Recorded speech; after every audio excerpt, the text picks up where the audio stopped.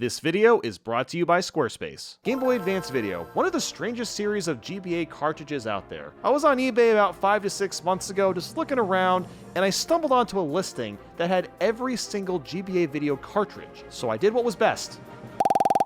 All these cartridges were released between 2004 and 2005, which was around the time the DS came out. Because of that and the GBA's limited cartridge space, the video quality looks absolutely horrendous. The resolution is sitting at a whopping 160p. That is almost as compressed as YouTube's worst resolution, 144p. However, if we're talking about the Shrek and Shark Tale combo pack, that resolution is 112p. Not only is the pixelation really bad, but I noticed a lot of frames getting dropped or chopped out. It was really awkward to watch because sometimes the frame rate replicated the original episode perfectly, while other times it would chop parts of it out. It seemed to be random. Like, was the video compressor automatically choosing frames to be removed to save space? Or maybe these frames were chopped out manually. I genuinely have no idea. It might be based on how much movement was happening on screen, because usually it was the action shots that would get butchered. And the audio is nothing to write home about either. It is heavily compressed and tends to peak really badly. But since I have all these cartridges now, I thought it made sense for me to actually watch every single episode and movie. A small handful of people have already talked about GBA video online, of course,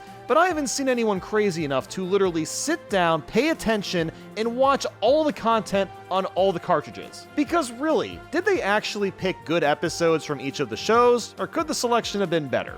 Before getting started, I want to point out that the settings for watching each video are pretty similar to a DVD player. You can adjust the brightness, rewind, fast forward, and even skip chapters. There's also an option to lock the buttons so you don't accidentally hit something while watching, which is pretty neat. It makes the viewing experience a little more flexible and handy. Or I guess it would have back in the day, as screen brightness isn't really an issue anymore. I also noticed something really odd about the menus. Sometimes the preview playback would load instantly, and sometimes it would take a few seconds. Look at the difference between these two different SpongeBob cartridges. This one loads with no issues, but this one takes noticeably longer. This wasn't just an outlier, it was a recurring problem. About half of these cards had laggy previews, and I have no idea why. I tried to figure out what was going on, so I opened up a cart that had fast loading and another one with slow loading to see if there was any sort of differences. And all I could spot was a difference in the model numbers. I even asked Nintendo, and he wasn't really sure either. I was watching these on the Analog Pocket and thought that maybe that was causing the problem, but nope. Even on an actual Game Boy, the lag is still there. The only conclusion I can really draw here is that later in the GBA video's lifespan, it's likely that they started to use cheaper parts for the processor and motherboard just to save a little bit of money. Or hey, maybe it's just age? I mean, hey, these things are getting up there, so maybe it's just that. If any developers that worked on these back in the day have any insight and happen to watch this video, then please let me know down below, because I'd genuinely be curious, because I just thought it was so weird how some menus were fine and some of them were laggy. But with that, we got a lot of content to watch, so let's get watching.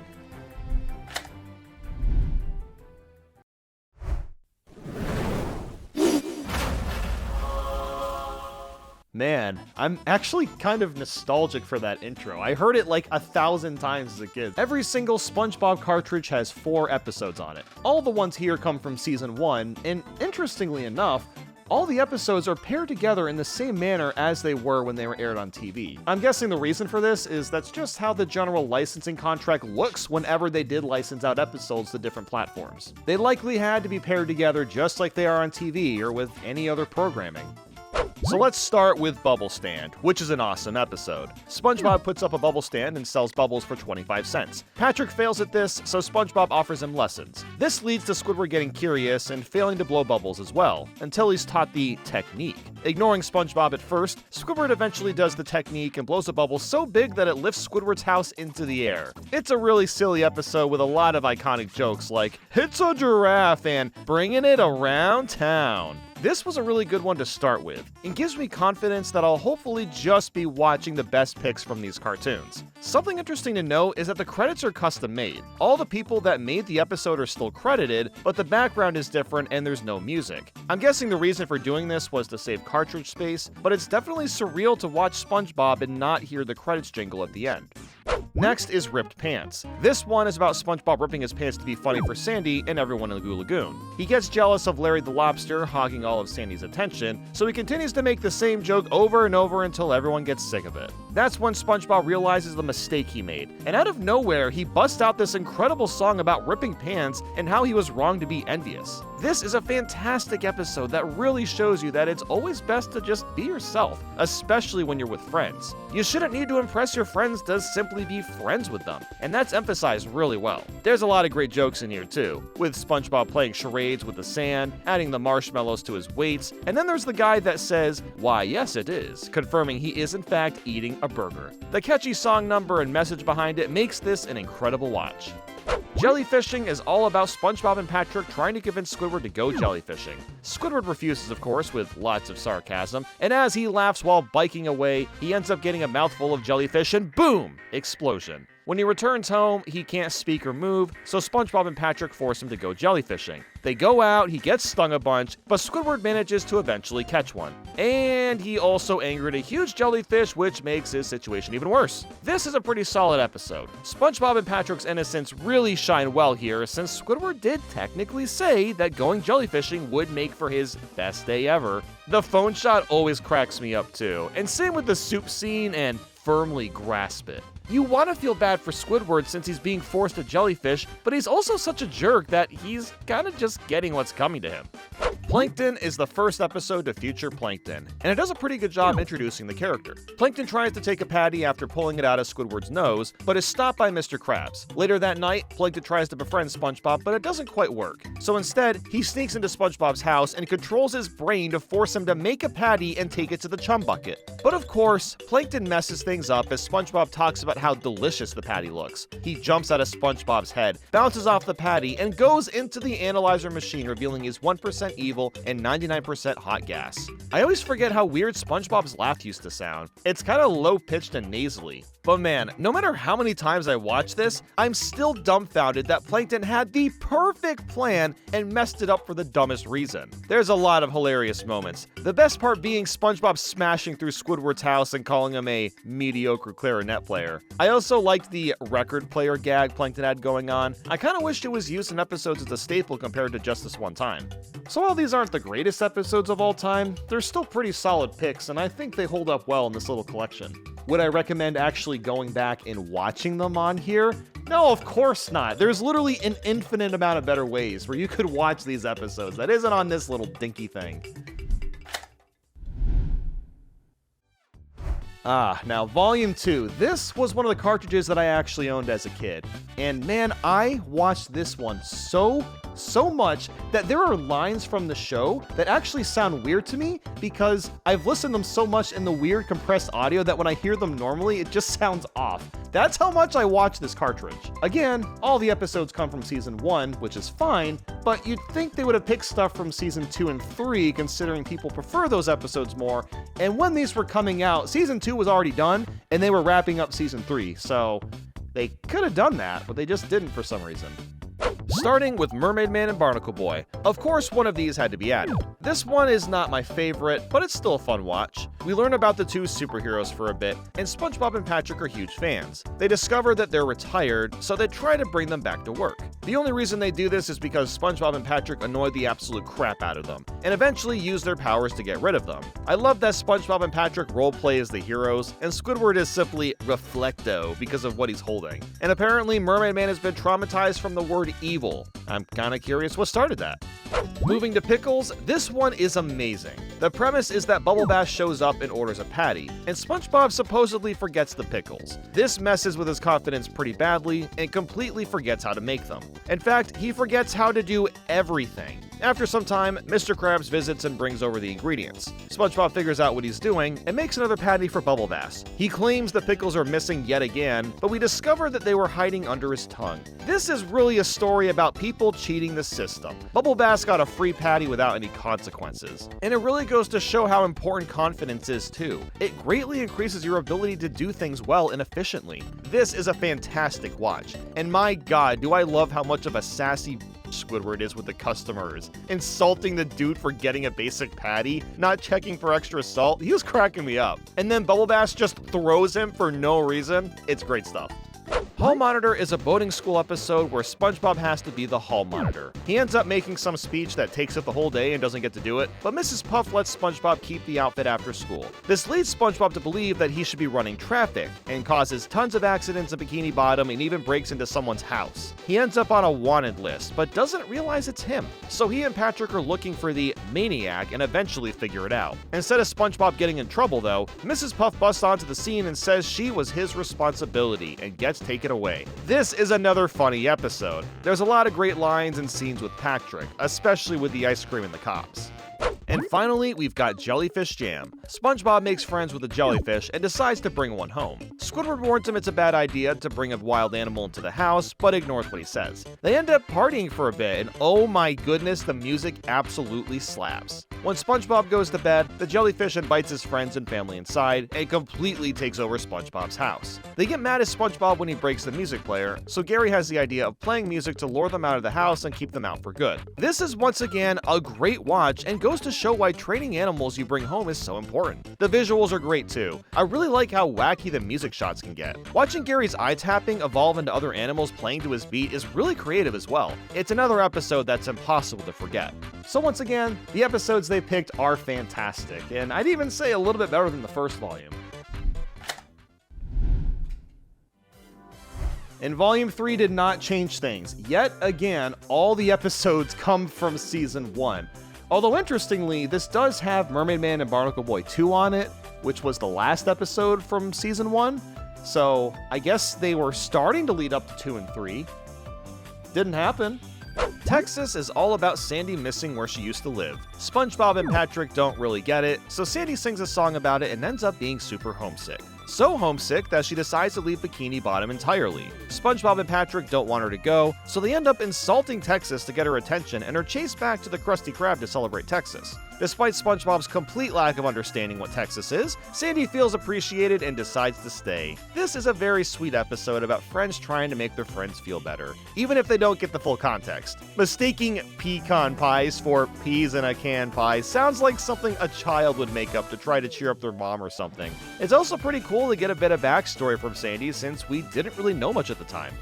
Walking Small is all about Plankton trying to put up another location for his restaurant. Seeing as he is small and everyone hates him, he doesn't have much luck doing this. So he manages to make friends with SpongeBob and teaches him to be assertive. However, his assertiveness is driving a lot of people away from the beach, which gives Plankton a chance to build his restaurant. When SpongeBob realizes this, he decides to be assertively nice and ruins all of Plankton's plans. This episode does a great job showing how easily people could be manipulated. SpongeBob didn't intend on being mean to anyone, but Plankton used his words just right and was able to trick SpongeBob into doing whatever he wanted. There's a lot of hilarious jokes in this as usual, and it's a fun watch. Hooky is a pretty unique episode. Mr. Krabs warns SpongeBob about the hooks and how they can turn you into a can of mayo or leave you stuck in a gift shop. Gah, the horror! However, Patrick didn't get the memo and thinks playing on the hooks is fun. Patrick convinces SpongeBob to play with them, and Mr. Krabs finds out what they were doing and gives them a stern yelling. The next day, SpongeBob plays with a hook and gets caught, only to escape by having to rip his pants off, and it turns out that Squidward reeled him in the whole time. The jokes are so good in this one too, and the narrative is very unique as it's something that's easy to relate to. Anybody that's tried fishing knows how long it can take sometimes to catch anything, and it almost feels like the fish are playing games with you like SpongeBob and Patrick are doing here. Although that's not exactly the point in my opinion. It's more about being aware of temptations that are bad to do, and they'll catch up with you later in life. And finally, there's Mermaid Man and Barnacle Boy 2. SpongeBob is watching his favorite show, and ends up winning a conch shell as a prize. This conch shell was used back in the day to call Mermaid Man and Barnacle Boy whenever evil was happening. Now of course, SpongeBob doesn't have anything important going on, so he keeps calling them to do things like open a jar of mayo or do his chores, and eventually they get fed up with it. They end up spending time with SpongeBob instead, only to get attacked by the dirty bubble, and SpongeBob wants his autograph and pops him by accident. While I don't find this episode to be super funny, it's still entertaining and tells a good story. I really like that Mermaid Man and Barnacle Boy spent actual time with SpongeBob, at least for a little bit before trying to ditch him. While I definitely think Volume 2 had the best selection of episodes, all three of these have, great stuff. You're really not going to go wrong watching any of these. Or at least I would say that back in 2004. Nowadays, what's the point? This was yet another cart that I owned as a kid, but it's only got 3 episodes on it instead of 4, and that's because one of them is a double special, so I guess it just didn't have space to have 4 of them. Starting with Foul Bald, we find out that Chester sucks at baseball. The only reason he's even playing is because he wants to redeem his family name since his dad is known as the worst baseball player. So Timmy wishes that Chester is the best baseball player, and it gets to the point where he's so good that he becomes cocky and gets his own cereal. He doesn't even need anyone else on the team. It makes Timmy and his friends feel left out. After Chester and Timmy get into a fight, Chester says they aren't friends anymore, and the wish becomes undone, making him garbage again. And this happens while they're facing the New York Yankees, but they somehow manage to squeeze out a win, making Chester's dad proud. This is a pretty heartfelt episode. Some people have a sense of pressure to please their parents, especially as kids. Timmy's and Chester's intentions were both good, and their desires simply got a bit stirred up. It's a fun watch, and Timmy's dad, as usual, was cracking me up. Insulting the Timmy-O, showing up to the game without pants, he's one of my favorite cartoon characters ever. Next up is The Boy Who Would Be Queen. It starts off with Timmy watching a soap opera, and you know what? Kinda based for a 10-year-old boy having the balls to do that in front of his friends. The main point, however, is Trixie is having a birthday party, and all the guys want to go. Timmy manages to get a way in by saying he'll bring her a gift, but he can't actually think of what to get her. So after making a joke about wishing to be a girl, Wanda turns Timmy into Tamantha. Tamantha proceeds to go to the mall, run into Trixie at the comic book store, and they just hit it off. They both become friends and talk about how they wish girls could like guy things and guys could like girl things without being judged. You know, it's kind of amazing how well this episode is aged, considering our culture is much more accepting of this compared to when the episode aired over 20 years ago. So Timmy ends up going to Trixie's party, revealing that he likes her and he also likes guy and girl activities, and she was totally gonna fall for him if it wasn't for the pressure of everyone surrounding her. So yeah, I really enjoyed this episode. It's shockingly ahead of its time and has some good jokes thrown in too.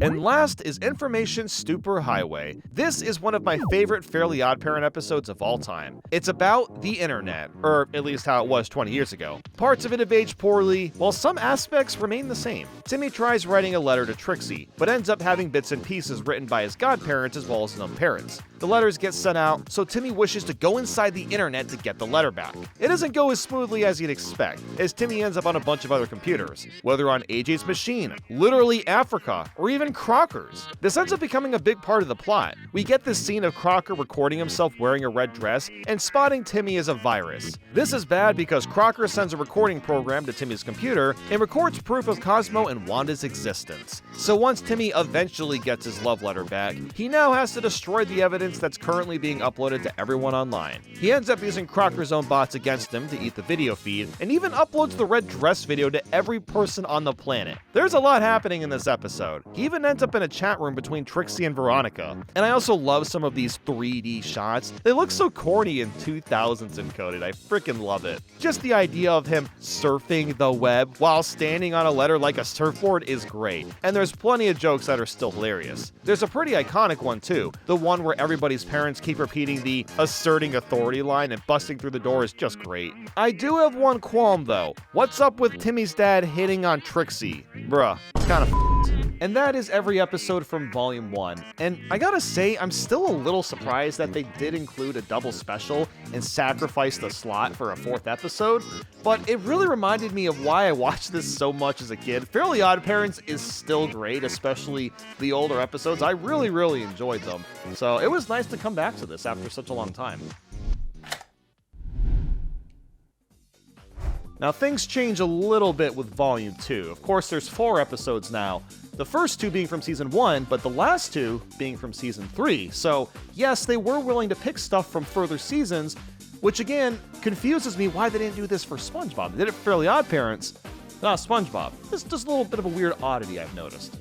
But let's start off with Father Time. Mom and Dad are working outside while Timmy is stuck doing chores. To save time, he wishes he had heat vision. Okay, great idea, Cosmo. Anyway, Timmy uses the heat vision and melts his dad's trophy. This makes him really mad, so instead of apologizing to his dad, Timmy wishes to go back in time so his dad wouldn't win that trophy. That has to be the most roundabout and petty way of going about your predicament, but okay, you do you, pal. So Timmy finds his dad and fools him into eating a bunch of junk food and gets no sleep. He did this so he wouldn't win the race and he wouldn't earn that trophy in the first place, which means that Timmy's godparents go away because Timmy doesn't exist. but his godparents from the past still work. The new future ends up all bleak and messed up because Dad becomes a dictator. Oh my god, well that took a turn. So Timmy goes to the past again, pretends to be his dad, and tries to win the race using his heat vision. This plan miraculously works, and everything goes back to normal. I love how this entire plot only happened because Cosmo suggested a couple of really stupid wishes,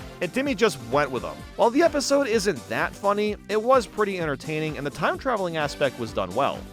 Following that is a partnership. Timmy's parents and godparents are celebrating their anniversaries on the same day. Cosmo prepares by turning the room into styrofoam because that's the theme apparently, and Wando shows up mad at him. And that's because the real theme for the anniversary was false anger, and Cosmo didn't know that. So Cosmo gets really upset and runs home to his mom, who valiantly hates Wanda. So Timmy and Wanda go to Fairy World, they get in a fight at Mama Cosmo's house, and then they're on a dating show to determine if Cosmo still loves Wanda. Some questions are handed out, they fall in love again, a bunch of love arrows are shot around, and the episode basically ends. The main humor with this one comes down to Timmy's mom. She waits for Timmy to cook them food for their anniversary all day, and she gets so hungry that she eats the table. Jesus! This comes completely out of nowhere, and it cracked me up. This is a very sweet episode that shows that true love can never be broken, no matter how much you may try.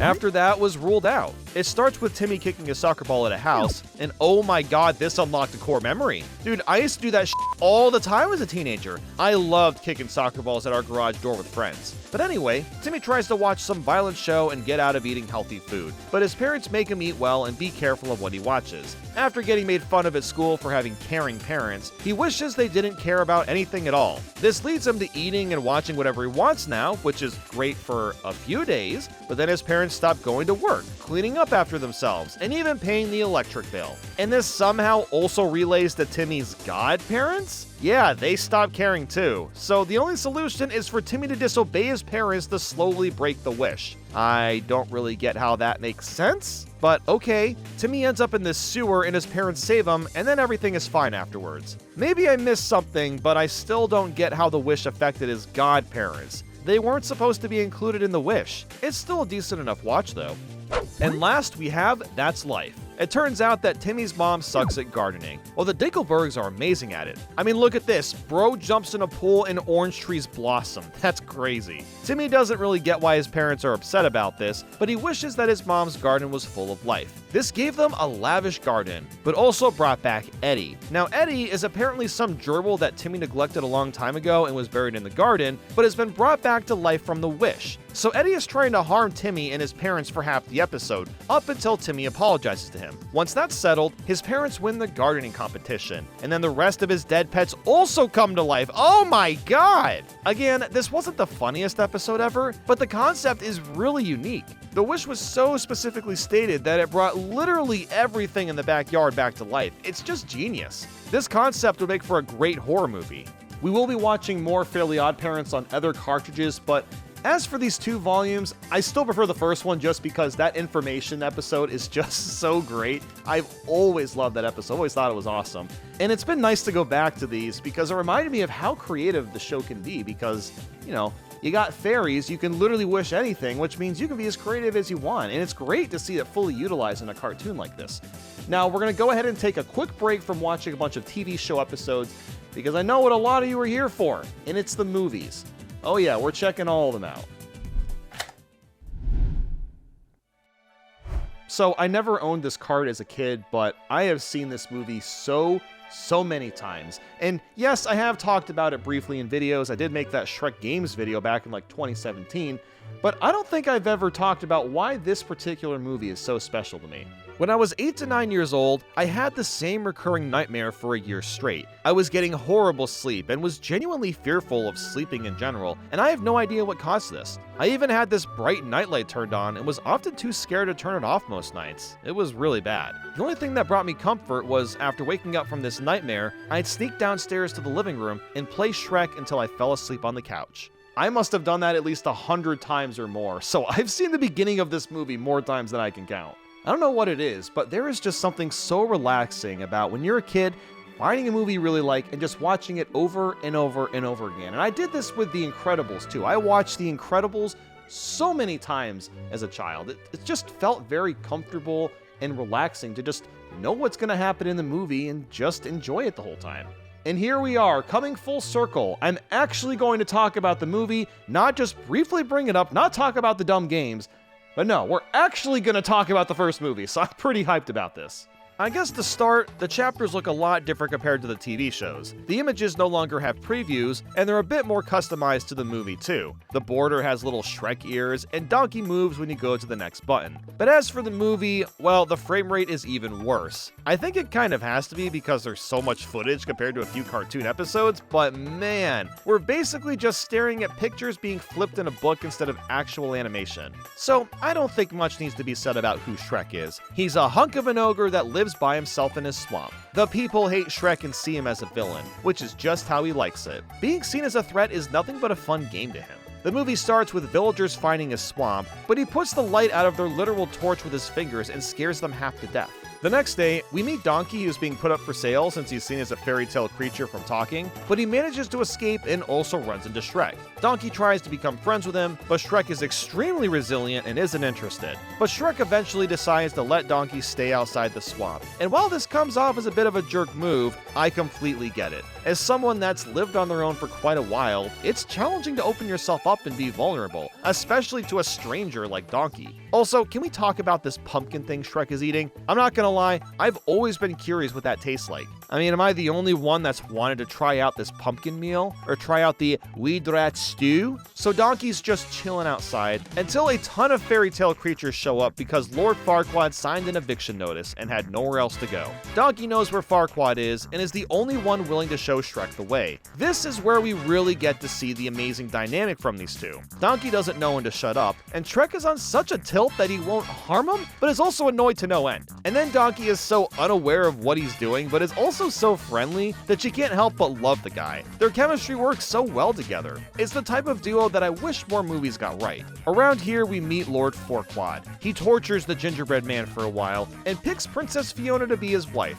Seems like a great guy, huh? He decides to do this so he can upgrade from being a lord to a king. It's really the only reason why. So Shrek and Donkey get the duloc and are forced to fight off a bunch of knights. Shrek of course does this without even trying because he's a Giga Chad that doesn't feel pain, but what he doesn't realize is that the whole point of the knights being there was to save Princess Fiona. So now Shrek has launched himself into an RPG game. He starts a side quest only to have to do another side quest to continue the first side quest. So Shrek and Donkey start heading towards the castle and eventually make their way there. Before getting to Fiona, they run into the dragon. Donkey distracts her while Shrek manages to get to Fiona's room in a very unconventional way. Like, seriously, how the hell did he time the dragon's tail swing so he'd land in her room? Like I said, literal Giga Chad. Donkey Kong does what he does best, and talks his way out of being eaten alive by the dragon. He actually kind of flirts with her, and she really likes it. The way it's done is somehow super wholesome despite the circumstances he's thrown in. It's amazing. I'm not sure if Donkey had a big brain moment here, or just got extremely lucky. While that's going down, Fiona and Shrek meet up. She gives him a cloth that he wipes his face with, and Shrek has to save Donkey. This is followed with Donkey's ass getting kissed, and running from a dragon while also slowly tying it tighter and tighter to a chain. This entire sequence is really fun to watch. Well, okay, not at this frame rate, and it's one of the best parts of the entire movie. Once they leave the castle, Fiona finds out that Shrek is an ogre and has an interesting reaction. She doesn't really seem upset, but isn't really happy either. It's something I've only noticed on recent watches. She's very subtly okay with him being an ogre, and the audience doesn't have a way of knowing her secret until later on. It's really cleverly done. So they start to head back home, and plan to walk it out throughout the night. But Fiona is very insistent on staying to camp. As the night goes on, Shrek opens up to Donkey about how hard it is to be an ogre and that nobody likes him or gives him a chance. This moment is so touching because Shrek is letting himself be vulnerable, and I think this moment really solidifies his friendship with Donkey. It feels like one of those rare, cherished nights where you're hanging out with a friend and end up having deep conversations until 3 in the morning. Moments like this are what truly build connections with people, and seeing that happen between Shrek and Donkey is beautiful. But suddenly, Lord Farquaad's having a gooning session with Fiona's photo. Okay, I did not need to see that. The next morning, Fiona makes Shrek and Donkey some breakfast to try to lighten up the mood, and as they're heading out, they run into these merry men robber dudes. After singing an admittedly catchy song, Fiona proceeds to kick the absolute shit out of them and refuses to elaborate how. I also love the crazy Matrix shot where the camera turns for no reason. Dude, everyone copied the Matrix for years after that movie was released. After pulling an arrow out of Shrek's butt, he and Fiona are finally starting to get along. In fact, they're getting along so well that she seems to be falling for him. They eat some weed rat stew for dinner, and just as things are getting real romantic, it's almost dark out, so Fiona has to run inside. It's here that Donkey goes inside the house Fiona's staying in and discovers that she turns into an ogre every night. So the secret is finally out, and now all we want to see is Shrek and Fiona get married. It's incredible how this movie's plot goes from Shrek just wanting his swamp bag to drastically shifting to falling in love. It's a twist you just don't expect, but it all happens so naturally. Donkey tries to convince her to tell Shrek, but this is where the power of miscommunication ruins everything. Shrek overhears a part of their conversation, and it sounds like he's getting called ugly when that wasn't really the case. So Shrek, with a broken heart, brings Farquaad early, and she goes to Duloc while Shrek goes home. This whole scene is so sad to watch. It makes you want to reach into your screen and tell Shrek what Fiona actually meant. So Donkey goes back to the swamp, he gets into a fight with Shrek, and that's when you realize that Shrek isn't even mad at Donkey. He's just taking out his sadness on him because Fiona said he was ugly, and this is just after Shrek was being vulnerable with Donkey about this exact issue, which makes it hit even harder. Oh, this movie's great. But thankfully, Donkey and Shrek make up, and he's finally told that it was just a misunderstanding. Since the wedding was that day, Donkey was able to get them to Duloc in style by riding Dragon. Once they get to Duloc, Shrek bursts into the wedding hall and confesses his love to her. To Farquaad's surprise, Fiona finally turns into an ogre and also admits that she loves him too. As you can imagine, Farquaad is a little pissed and tries to attack them both. But of course, Dragon comes in out of nowhere and eats Lord Farquaad in one bite. And now the movie's basically over. Shrek and Fiona kiss while she's an ogre, which breaks the curse, and the credits roll. Which, funny enough, I'm kinda surprised that the credits aren't basic text like the episode cards. What's crazy is the text isn't even legible for most of it. You'd think downscaling the actual credits would take up more space on the cartridge. And they don't even have text credits on the menu, which means there's no way to tell who made 99% of this movie from this cartridge. And that was Shrek. Do I really need to say more? I mean, this movie is just amazing, and will likely always be one of my favorite movies of all time.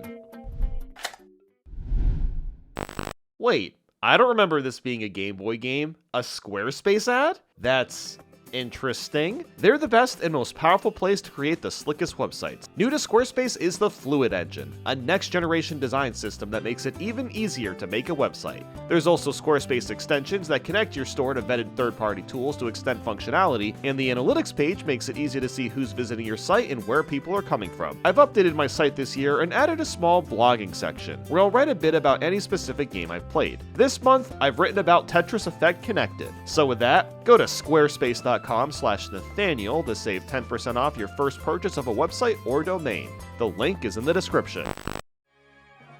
Has there ever been a better sequel to a movie? Exactly. Shrek 2 improves on every aspect of the original movie. And while I'm excited to watch it again, I'm also kind of not, because like the quality is going to be absolutely atrocious and just horrible to watch. But what can I do, right? I've already committed to this, so screw it, we're going in. So the movie starts off with telling the original story about Fiona. Instead of Shrek saving Fiona, it was supposed to be Prince Charming. Now this hunk of a man is special. I just love how confident and egotistical Charming is. He's basically the villain of the movie, but it's hard to see him that way. He's such a sassy little goofball that knows what he wants. Already, within like 5 seconds, we're off to a great start. Then we get this montage of Shrek and Fiona on their honeymoon, since the movie takes place right after the first one, and the music they're playing is Accidentally in Love by Counting Crows. I don't think they could have picked a better song. It's so exciting and uplifting, it just makes you feel good. The honeymoon shots are hilarious too. I just love seeing Shrek and Fiona be so happy and gross together. But once that's over, Fiona gets a message from far, far away. This is where her parents live, and they want to give their blessing and celebrate their marriage. Shrek doesn't want to go because he knows they'll be judged for being ogres, but gets dragged into it anyway. This is the beginning of watching Shrek change as a character. He's still pretty stubborn and wants to live life in his own regard, but he quickly learns that he has to make sacrifices, just as Fiona has done for him. The carriage ride is pretty funny, with Donkey asking if they're there yet like 50 times like a child will do, and then the constant sounds too. Once getting to Far, Far Away, I love how much it's parodying Hollywood. Whether it's the countless amount of store renames, or even just the way the road looks and the palm trees being right in the middle, it's spot on accurate. The reveal of Shrek and Fiona being ogres is so funny, with the music dying down as they leave their abode, the bird hitting the wall and flopping in front of them, and then the random baby starts crying. The sheer awkwardness is timed so impeccably, and this is only one of many scenes that time the jokes perfectly. As you can guess, Fiona's parents are judgmental right from the get-go, especially her dad. The dinner scene following that is great too. Fiona's dad is so clearly pissed that Shrek married her. Like seriously, their conversation is so awkward when talking about where they live and raising children, and it ends up getting heated and ruining the dinner. You feel bad for what's happening, but God, it's so funny at the same time. This understandably makes Fiona upset and she cries, which summons her fairy godmother. She tries to make her feel better, but Fiona doesn't want to help. Shrek comes in after the godmother's fiasco, and they get in a bit of an argument. Fiona's dad Harold is also scolded for being so harsh on Shrek, but is also forced to talk to the fairy godmother. He's been assigned to break up their marriage due to a previous deal they made. So Harold ends up hiring an assassin to take out Shrek, and then makes up a lie to spend quality time with him. The next morning, Shrek and Donkey are looking for Harold, only to be greeted by Puss in Boots. Except he doesn't assassinate him at all. Like, yeah, he attacks Shrek, but gets stopped by a hairball. I don't know what it is about Puss. His character is so simple yet striking. But yeah, Shrek gets a hold of him and Puss asks for mercy while also admitting that he was set up by Harold. Him saying that stuns Shrek.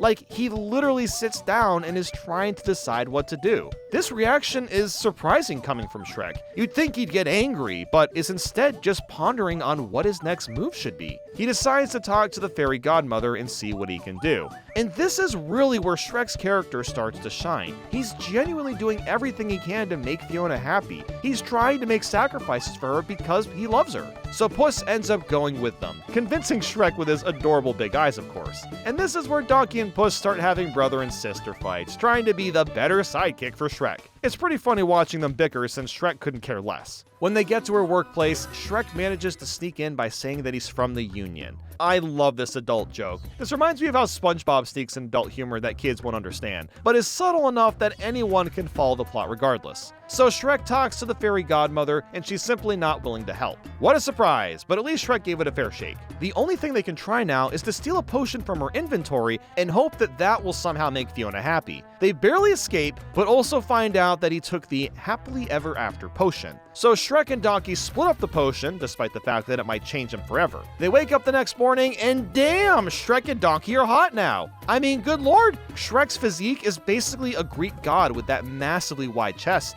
So they go back to Far, Far Away and try to find Fiona, but they miss each other by accident, and Fiona runs into Prince Charming, who fools her into thinking he's Shrek. That's a clever play by the fairy godmother, but a really dirty one since Shrek watches the whole thing happen from afar and can't do anything about it. The godmother talks down on Shrek and tells him to just give up and it wasn't meant to be, which is just messed up. Considering the fight they had a couple days ago, Shrek just assumes that's true and does just kind of give up.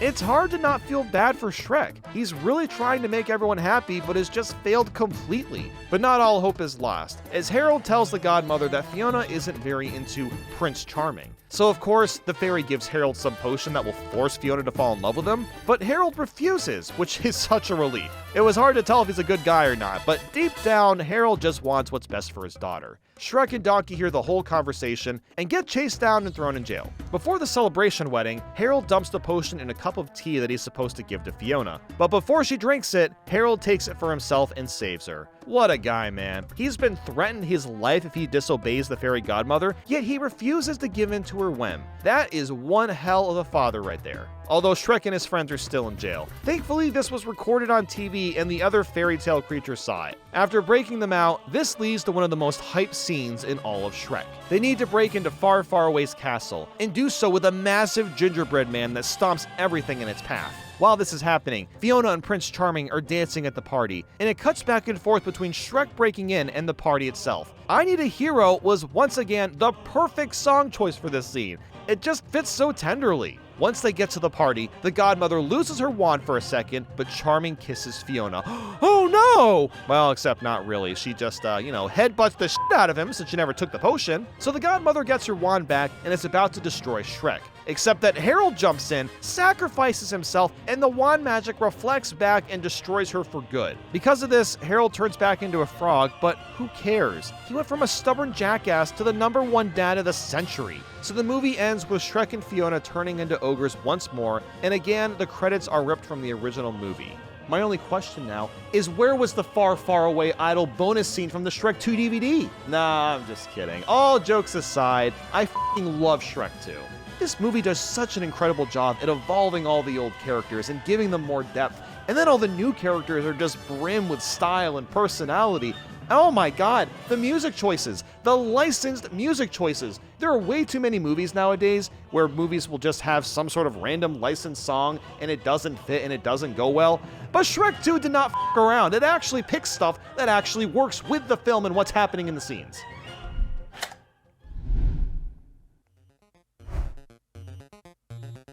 Well, Will Smith as the fish. I can't believe I'm actually going to watch this again. And it's interesting because I did also own this cartridge as a kid, but I think I only watched it once on here, and I don't remember anything about the movie, so I have no idea if it's even any good or not. I've heard a lot of people don't like the movie, but like, we're going to watch it.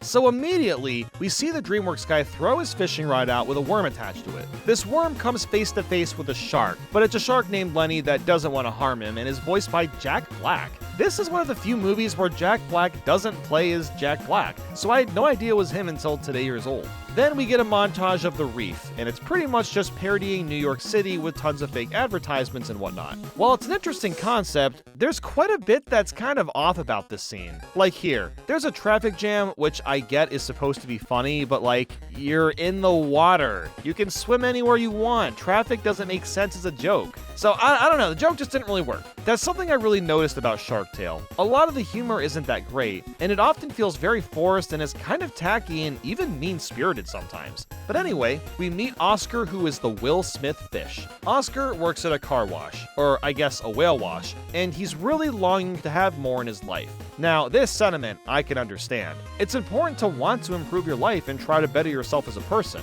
But what Oscar wants to do is take shortcuts and just be rich and famous for the attention. I mean, he pretends to be rich from this billboard. That's how desperate he is. So frankly, Oscar is kind of the villain of the movie. He's such an arrogant asshole the entire time, and I was honestly getting fed up with him. And that's not to say that anti-heroes are a problem. I mean, look at Breaking Bad. Walter White is one of the greatest villains of all time, and he's supposed to be the hero. Walter is cooking all that crystal for the better means of his family, even if his motives get a little unhinged by the end. But Oscar just sucks the whole time. He barely even works at the car wash or tries. At least Walter actually worked his butt off to make his money. But lucky for Oscar, there's another fish named Angie that's super into him. And I don't know how, but Oscar is completely clueless despite how flirty she is. But going back to the sharks, Lenny gets scolded by his dad, Don Lino, who's basically the mafia boss of the ocean. At the car wash, Oscar and other workers are cleaning a whale's mouth, so I guess it also pairs as a dentistry. He accidentally gets some soap in this whale's eye, and his manager Sykes takes him into the office, not to fire him, but because Oscar owes him 5,000 clams, and he owes the money in 24 hours, so he's basically screwed. Oscar is pouting to Angie later that night about how he thinks he's a nobody and wants to be a somebody, which is a real shame because he admits that his dad also worked at the car wash and was inspired by him, but Oscar was made fun of for being proud of his dad as a kid. So Angie, being the good fish she is, gives up a pink pearl that's worth the money he needs to pay off his debts. We also see a scene where Don is being scolded again by Lenny about not being a killer shark, while his sibling Frankie is doing just fine. I feel so bad for Lenny. Just let him be a pretty princess if he wants to be. Lenny is probably the best character in the movie. He's so innocent and isn't afraid to be himself. But regardless, we go back to Oscar, and you'd think he'd pay off his debt, right? Of course not! He instead bets it all away on a seahorse race to try to become a millionaire instead. While doing this, Oscar runs into another fish named Lola, which he has the hots for, and cannot escape being horny on main. Oh, and while we're talking about looks, the models on all these fish in the movie look really weird to me. They've taken a generic face with human body parts and kind of just stitched it onto the heads, and it just looks off. But anyway, going back to Oscar's bet, do you think he won? Oh yeah, nope, of course not. So Oscar is taken out back and stung by jellyfish as punishment, but is also approached by Lenny and Frankie. Lenny is forced to eat Oscar since he's easy prey, but he just pretends and Frankie gets infuriated. As Frankie is about to reach Oscar, he gets hit by an anchor and dies. Yes, he f***ing dies and is just gone in like 5 seconds. Like, Huh? When the jellyfish come back, Oscar lies about what happened and says that he slayed the shark and instantly becomes rich and famous. He achieved this all by lying. See, this is what I'm talking about. Oscar doesn't deserve anything he gets. All he's done is exploit the system and nothing beyond that. While the sharks are grieving, Lenny overhears Don and wishes that Lenny would be as perfect as Frankie was. Dude, that's pretty f***ed up to say, especially at Frankie's funeral of all times. And while that's going down, Oscar is living in his penthouse and partying it up. Angie visits and they seem to have a bit of a moment. In fact, it looks like Oscar's gonna propose to her, but instead, he gives her pearl back and adds more pearls to it. Lola shows up and ruins the mood completely and sweeps Oscar off his fins. Poor Angie, man. She does not deserve the disrespect that Oscar gives her. But then out of nowhere, the great white sharks appear and Oscar is on the line to slay them as the Shark Slayer. So you'd think, okay, Oscar is gonna get what he deserves after all this lying. But instead, it's just Lenny again, and he's looking for whoever the Shark Slayer is. So Oscar manipulates him to not tell anyone his lie and gives him a place to live since he doesn't feel welcome at home. So this jerk gets away with his lies again, and it doesn't get any better. Angie finds out about his secret, and Sykes, who's Oscar's manager now, is threatening to the sharks that Oscar will mess him up. So shit's really hit the fan. And then Lola shows up as Oscar is panicking, and he's pretending that everything is totally cool and fine. God, it's just embarrassing to watch Oscar lie through his teeth so easily. And this happens throughout the entire movie. He's earned none of this. He's just getting lucky over and over and over again. This is when the actual sharks start to head over to the reef. So now you think, oh, Oscar can't lie this time. The aggressive sharks won't believe him. That's what you'd think, right? Yeah, sure. What actually happens is Oscar and Lenny create a plan where they have a bombastic and pretend fight right in front of everybody and all the sharks as well. This fake fight goes over so well that the sharks flee in fear and Lola kisses Oscar on camera and Angie sees it. This piece of garbage is getting away with everything. And finally, Angie yells at him about how much of a jerk he's being. And she admits that she loves him, which is still insane that Oscar never picked up on the hint. It's only now when he finally starts to reflect on his decisions and make some right choices for once. He dumps Lola and tries to make it up to Angie, only to find out that she's being held hostage by Don. This is when Sykes finds out Oscar's a fake, but they still have to go to this meeting with the sharks. So at the meeting, the sharks still think Oscar is a killer or whatever. Once Angie shows up, Lenny pretends to eat her in one bite, and Oscar, as usual, gives a monologue about being tough. He takes too long to do that and Lenny pukes Angie out, revealing that he's been in disguise the whole time. Although, I don't know how Don didn't notice right away, considering all Lenny did was put on an ascot and lighten up his shade of blue, but whatever, I guess. So as you can imagine, Don is pretty pissed and actually tries to eat Oscar. But somehow, Oscar survives and lures him towards the whale wash and traps him and Lenny. So there you go, I guess he's finally slayed a shark for real this time, with a lot of help. But that doesn't matter. Oscar admits he was lying and the sharks make up and all that jazz. It's the Hollywood ending. Angie kisses Oscar and they all dance at the end. The ending didn't really feel that rewarding, to be honest. Oscar would never have changed his ways if Angie didn't say something to him. He didn't do anything for himself for the whole damn movie. Okay, I gotta be honest, I don't think it was the worst movie of all time. There's definitely a lot of bad aspects about it, but it's very forgettable. Like, I just talked about the movie, and I forgot half the scenes that even happened. All I remember is that Oscar is just an asshole the whole time. That's pretty much the whole movie. But I do have to say, the visuals are very, very good, especially when you're not watching them on a Game Boy Advance video card. If you watch the actual movie, the visuals and just the environments, they do look very, very nice, even to this day. So I'll give it points for that. So I really don't have much to say about this one. It's just Shrek and Shark Tale again, but they look substantially worse. I mean, it's practically unwatchable. That's how awful the video quality is. The only real difference I noticed was the credits were cut out entirely, but are included in a text format, even for Shrek, which was removed from the other cartridge. However, I did want to point out a common misconception about Game Boy Advance video packs. Now, some of you may remember this box, the Shrek 1 and 2 combo pack. A lot of people think that this combo pack had Shrek and 1-2 combined into one Game Boy Advance cartridge. Well, that's not true. What it actually was just Shrek 1 and 2 as just individual cartridges, and that was it. They just packed them both together. It was not combined together. They were individuals. Just wanted to clear that up because a lot of people misremember that, so now you know for sure. Tell your friends. No more spreading false news. Be a good person and do that. Now. So, I've never heard of or even watched The Proud Family. It apparently only has 2 seasons, there's only 2 episodes on here, so it didn't run for very long. But it also won a bunch of awards back in the day, so I guess it was a pretty good show. I guess we'll see how it is.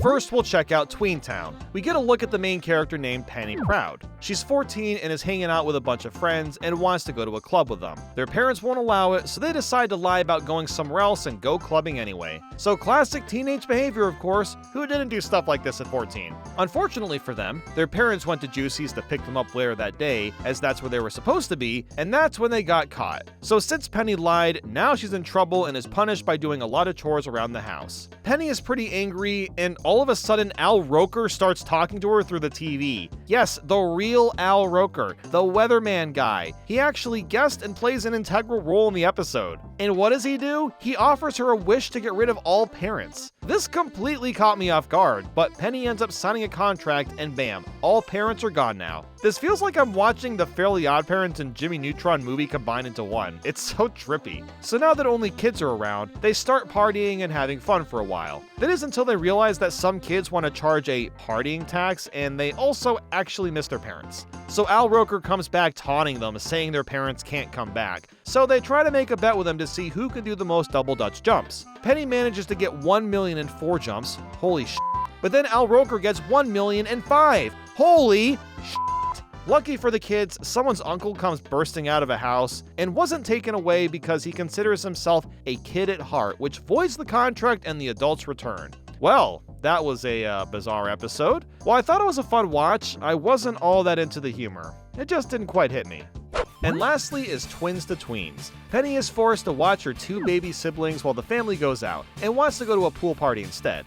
Huh, this plot is kind of similar to what we just watched. That's weird. So Penny is complaining about it, and then Al Roker shows up again and wants to offer up another wish. Oh, well, wait a second. Is Al Roker a recurring character in this show? Is someone with no context of the other episodes? I'm so confused right now. But regardless, Penny accidentally wishes that the babies, Bebe and Cece, were old enough to take care of themselves. So Bebe and Cece go from being babies to tweenagers. Since babysitting isn't required, Penny takes her brother and sister to that party she wanted to go to. And this is where everything goes downhill for her. Penny's friends start taking notice of Bebe and Cece and really like them. And I mean, they like them so much that Penny is just completely ignored. But it gets worse than that. Penny gets less allowance money, is abandoned from getting a ride to school, has to give money to bullies while her siblings don't, and even loses her own room and has to sleep on a sleeping bag. What the hell is going on? I mean, honestly, what did Penny do to deserve this? I honestly just feel bad for her, all because she didn't want to babysit one time.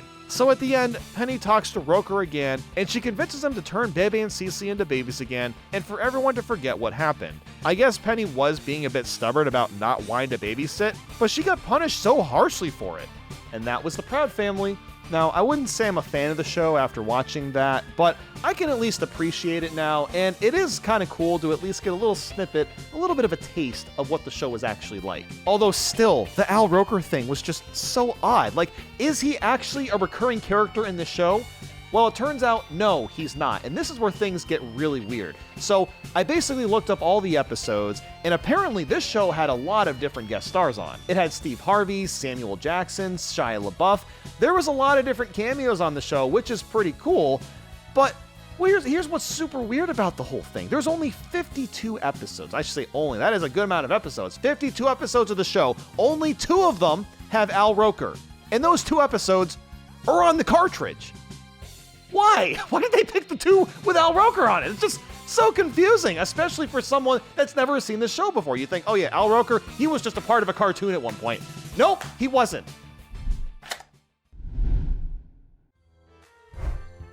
Alright, let's sift through this one together. So Strawberry Shortcake is a show that lasted for 4 seasons, and apparently the original episodes are 45 minutes in length.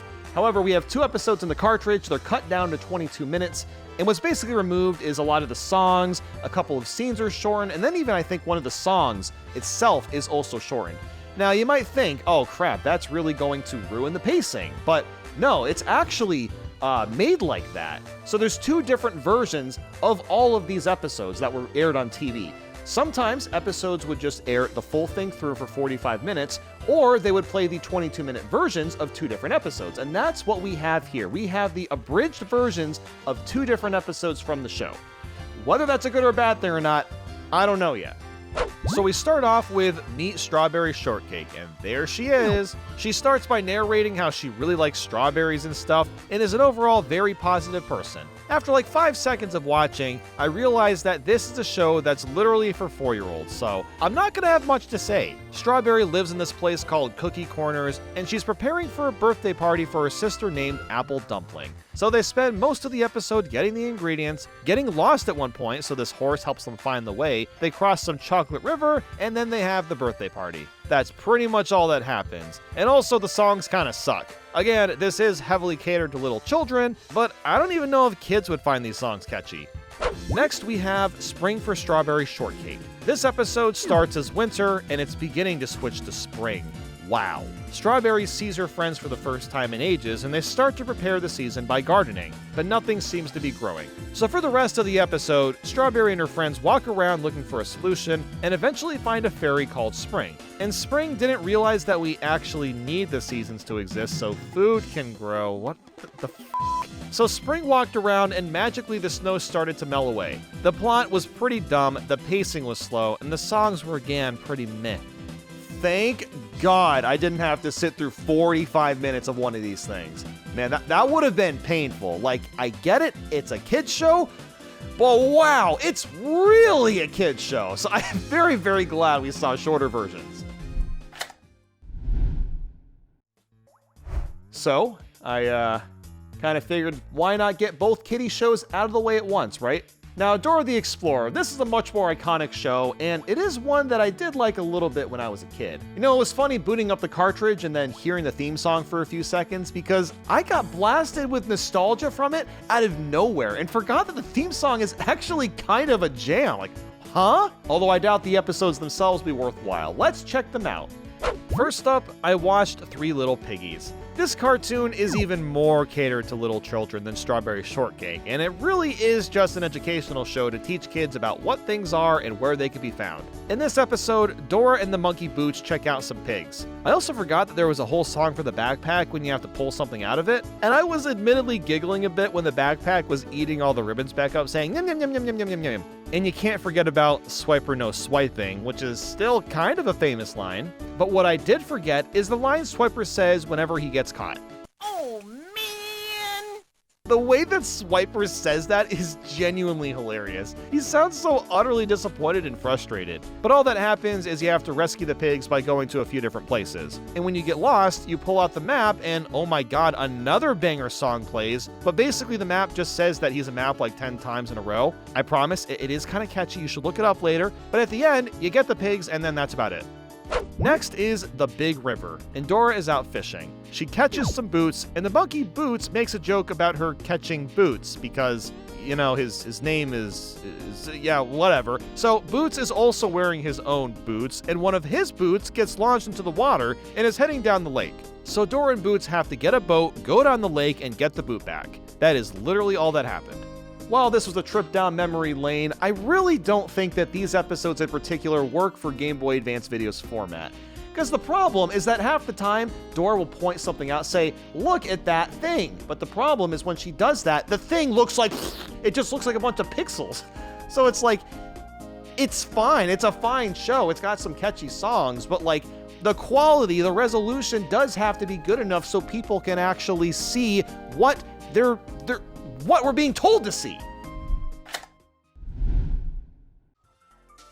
So now it's time to get into the Cartoon Network collections. And of course, we'll start with Volume 1, and following that will be Volume 2. And then there will be 4 more. And you would think, okay, it'll just be Volumes 3, 4, 5, 6. But no, it's not labeled like that. Actually, let's see. This one's called Premium Edition. This one is Platinum Edition. This one is Limited Edition. And this one is Special Edition. Huh? So before I go on a rant about this, I do get the point of adding word fluff to stuff like this to try to entice people to buy them more. People do it for video games all the time. Overcooked Special Edition, Skyrim Special Edition, Civilization 7 Founders Edition. It makes sense for these video games because they're actually adding extra content and they do stand out among the original versions. This, on the other hand, makes no f***ing sense. What's so platinum about the platinum edition? What is so premium about the premium edition? I'll tell you what, nothing. Zero. Zilch. And not only do these words mean absolutely nothing, but it's convoluted and confusing. Like, I can understand Volume 1 and Volume 2, but like, this gets confusing. What if you have like a favorite episode on one of these? Let's say you owned all 4 of them and you really liked an episode from Codename Kids Next Door, but you don't know which one it was on. You don't remember, so you have to flip through all these things and you can't remember because it's too confusing because the labeling sucks. Sorry, I just had to get that out of my system. Now, since this is a collection, it's not going to have a bunch of individual episodes from one show, but it will instead have one episode from multiple shows. So this particular collection has The Grim Adventures of Billy and Mandy, Johnny Bravo, Ed, Ed, and Eddie, and Courage the Cowardly Dog. And man, I gotta say, those are some goated shows right there. I am very, very excited to watch them because some of these I have never seen or I've only watched bits and pieces when I was very, very young. The first episode is Crawling Niceless. Since each episode is a different show, the intro theme plays now instead of when the cartridge boots up. I've never watched an entire episode of Billy and Mandy, but I remember it being really popular back in the day. It starts with Mandy and Grim watching TV about insects. Billy walks in and doesn't like what he sees. Moving on, Billy finds an egg in Grim's truck and tries to hatch it, which ends up releasing a spider. It's a black widow too, and Billy freaks out seeing it. As Billy is coming upstairs, Grim asks what's going on, and Billy lies and says nothing happened. But later that night, the spider that was hatched becomes huge and tries to cook Billy food. Okay, this show's really silly. I honestly might have to watch more of it because I like the premise so far. But Billy is not having it and tries to get Mandy to squish it for him. Instead, Mandy gets knitted a sweater by the spider, so Billy tries to take him out himself. He pushes a piano off the balcony while the spider is saving a kitten, only for the piano to completely miss. Billy calls in an exterminator, and that doesn't do anything either, and they actually just become friends. Dude, how did I not watch this show as a kid? I was too obsessed with SpongeBob. I think I actually would have liked this a lot. But now we move on to Johnny Bravo, and I have not seen this show in over a decade. I have seen a handful of episodes, and I remember Johnny's just super over the top and goofy and corny, so really excited to dive back into Johnny Bravo. This one is called The Perfect Gift. It starts with Johnny trying to meditate, but gets distracted by a girl selling lemonade. He notices that she's making some serious cash and realizes that he needs to get a gift for Mother's Day. The only problem is he doesn't have any money, so the lemonade girl suggests to sell his best asset. This translates to him setting up a kissing booth. Oh my god, this show. I forgot how blatantly sexist Johnny can be sometimes. While Johnny Bravo is aged poorly with some of the jokes, he always gets what he deserves, and it's hilarious every single time. He's just so full of himself, and the way he talks is just cracking me up for the entire episode. So once he doesn't make any money doing that, the girl suggests to try consulting. What this means to Johnny is to be extremely rude to people and then tell them to pay up afterwards. Again, he's such a dimwit that people just get mad at him and he doesn't make a dime from this. So then the girl suggests to try odd jobs next. He works at a few places and gets kicked out of all of them. The most messed up one is when Johnny was working at a teen troubled hotline and he's on the phone with this girl and apparently she broke up with her boyfriend, and Johnny's response to all of this is, "Oh, you can date me, baby." Like, bro, Jesus, relax. Oh my god. So in the end, Johnny doesn't make any money and ends up telling his mama that he loves her a whole bunch. It's a very wholesome ending despite everything that happened. I gotta be honest. This show's awesome. Yes, is Johnny a horrible asshole? Absolutely. But god damn it, he makes me giggle. He's so goofy. He's so ha, ho, ha. He's so cartoony. He's like the perfect definition of a cartoon character. I freaking love Johnny, man. But now let's move on to Ed, Ed, and Eddie. I remember this being a really stupid show. I don't know what the humor was like, but this will be another one to dive back into, and I'm very curious about. This one being called Stop, Look, and Ed. Double D is working on building a satellite, and Ed sends it flying by accident. The Eds track it down and it gets stuck in a tree. The only problem is the tree is in a yard with a sign that says no touching the grass, and Double D obeys this while Ed and Eddie just hop in and basically destroy the yard. They also find another sign, wet cement, and just start playing in it to be a contrarian. This gets to the point where everyone in the cul-de-sac decides to not follow the rules, which drives Double D crazy. Eddie even de-alphabetizes a bunch of books, which even made me cringe a little bit. What the heck? And the more of this episode I watch, the more I remember why I didn't watch a lot of it as a kid. While it can be hilarious at times, the humor really boils down to how nonsensical a scene can get. By the end, Ed, Double D, and Eddie are all stuck in a cage and try to use signs to get out, but nobody reads them. Well, the show is entertaining, but I think it's maybe a little too dumb for my taste. Like really, the humor is just nonsense the whole time. There is no logic in this show, and hey, if that's your thing, that's the show for you. But for me, I need a little bit of logic to understand actual jokes. But no, I mean, the show definitely was entertaining. The art style is great in terms of like how everything's animated, how expressive everything looks. I absolutely love the art style. Everything just looks really, really good in that show. The last up, we've got Courage the Cowardly Dog, and this is the one I'm the least familiar with. I know basically nothing about it. Like, I have seen previews of it, like on TV, again, when I was really young, but I don't think I ever watched a single episode. With the episode being called Magic Tree of Nowhere. It starts with a package being delivered to a house filled with seeds. Courage is out playing in the yard and digs a hole with a seed, then it suddenly rains on the hole and it sprouts a huge tree. But it's not just any tree, it's able to give you whatever you wish. Muriel burns a pie and wishes for an oven, so one pops out of the tree. Courage wishes for an excavator, and that's given as well. This show has such a weird and surreal vibe to it, I couldn't pull my eyes away. This tree might seem all good and dandy, but Eustace hates it. The tree is taken over as the provider of the family over him. That is shockingly deep for a cartoon. I think there's been a struggle for men over the past decade in which we can't really find a sense of purpose, and this old man resonates with me and many others. But alas, Eustace wishes his wife had a bigger head, and then she's completely stuck on the couch. A doctor comes to help and isn't able to do anything, so Courage goes to the tree and it starts talking to him. Dude, this show is trippy and odd. I can't get enough of it. Eustace has about had it with the tree, and tries to cut it down while Courage goes to long lengths to protect it. Courage is pulled away from protecting the tree because the doctor has a so-called cure, and Eustace finally cuts the tree down. The tree shares with Courage how to cure Muriel's big head, and Courage grabs his leaves and honey and she's all better after that. What did I just watch? I really didn't know what to expect, but that had to have been one of the most unique cartoons I've ever seen, and I honestly want to watch more of it. Oh, well, just my luck. Volume 2 just so happens to have more Courage the Cowardly Dog, and a lot of the same shows that we've already just watched, but it does have a new one, which is codenamed Kids Next Door, which we'll get to shortly.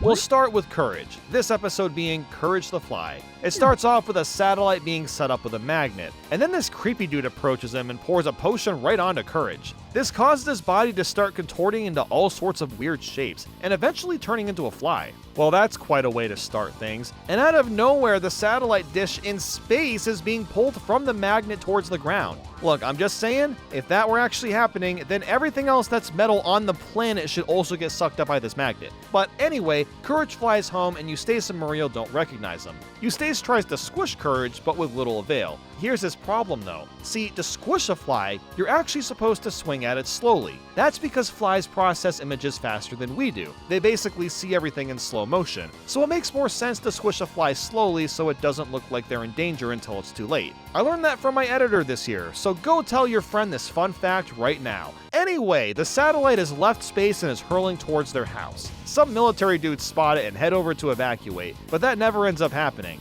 Instead, Courage manages to stop the satellite by having it swing to the ground next to them. This sends the satellite deep into the ground, but then it randomly shoots back up and still hits the house? Okay then. Well, that was another wonky episode. So next, let's head back to Johnny Bravo.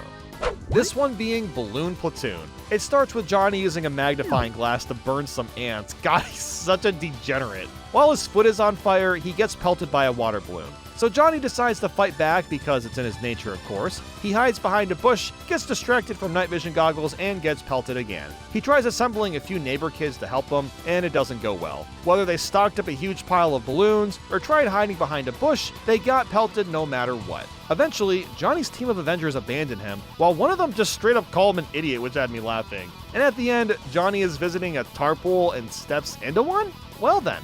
This episode really goes to show how immature Johnny can be, or really I should say how he is. But yeah, next let's check out some more Billy and Mandy.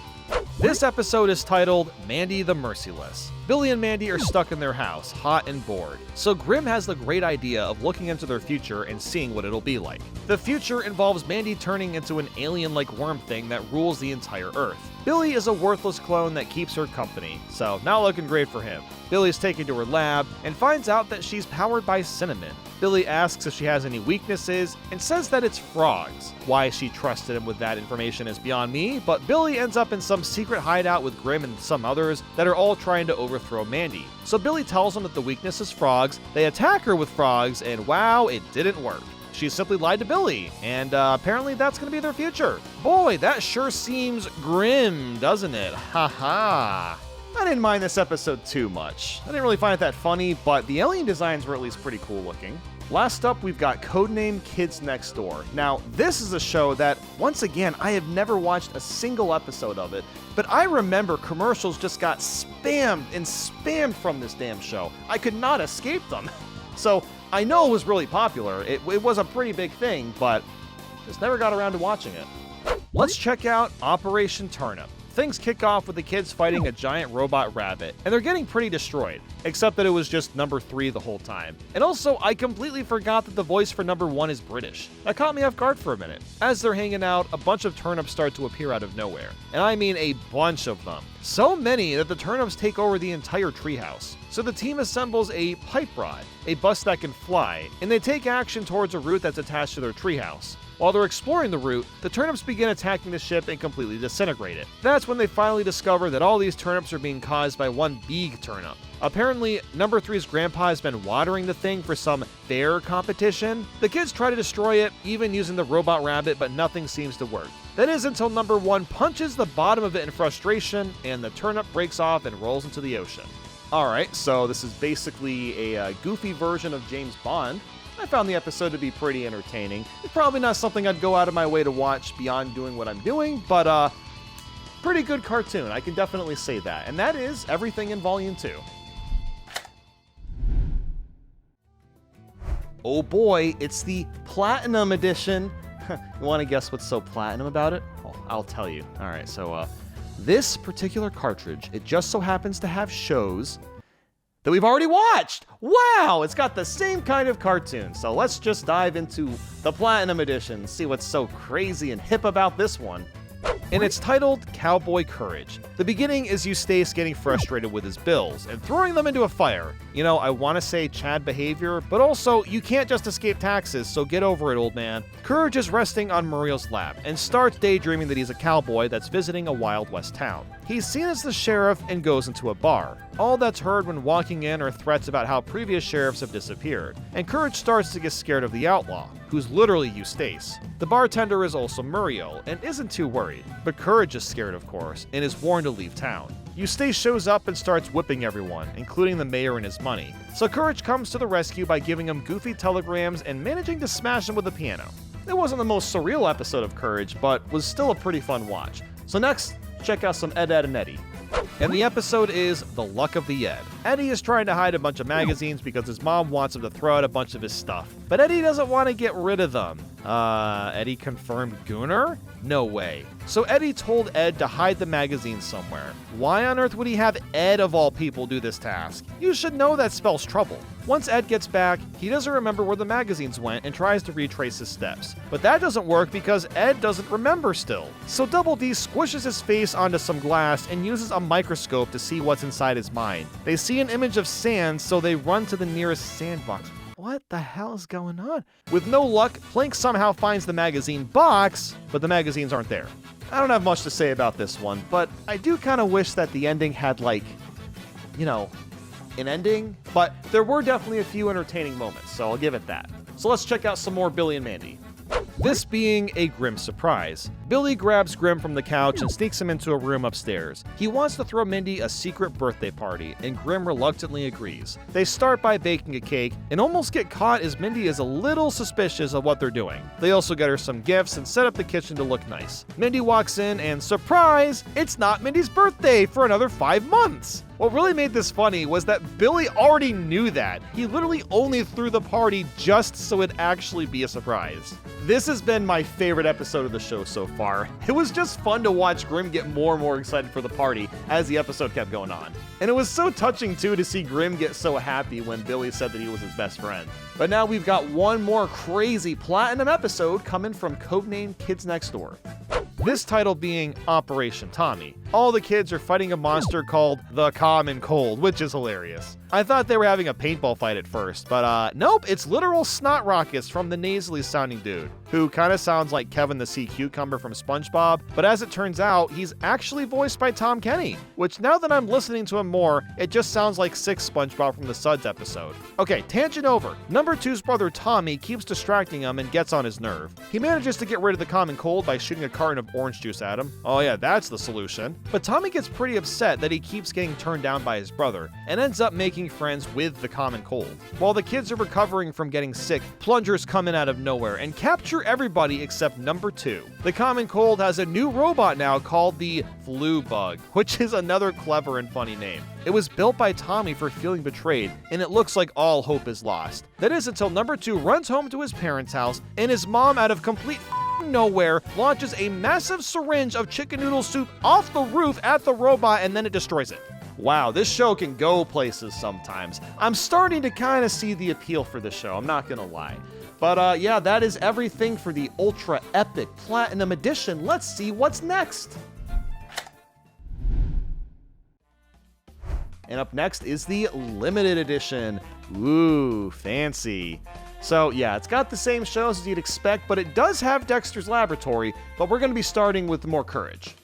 The episode is Queen of the Black Puddle. Things start off with the family chilling, and Eustace scares Courage for no reason. When he runs outside, Courage sees his shadow in a puddle, only for a spooky spirit to emerge.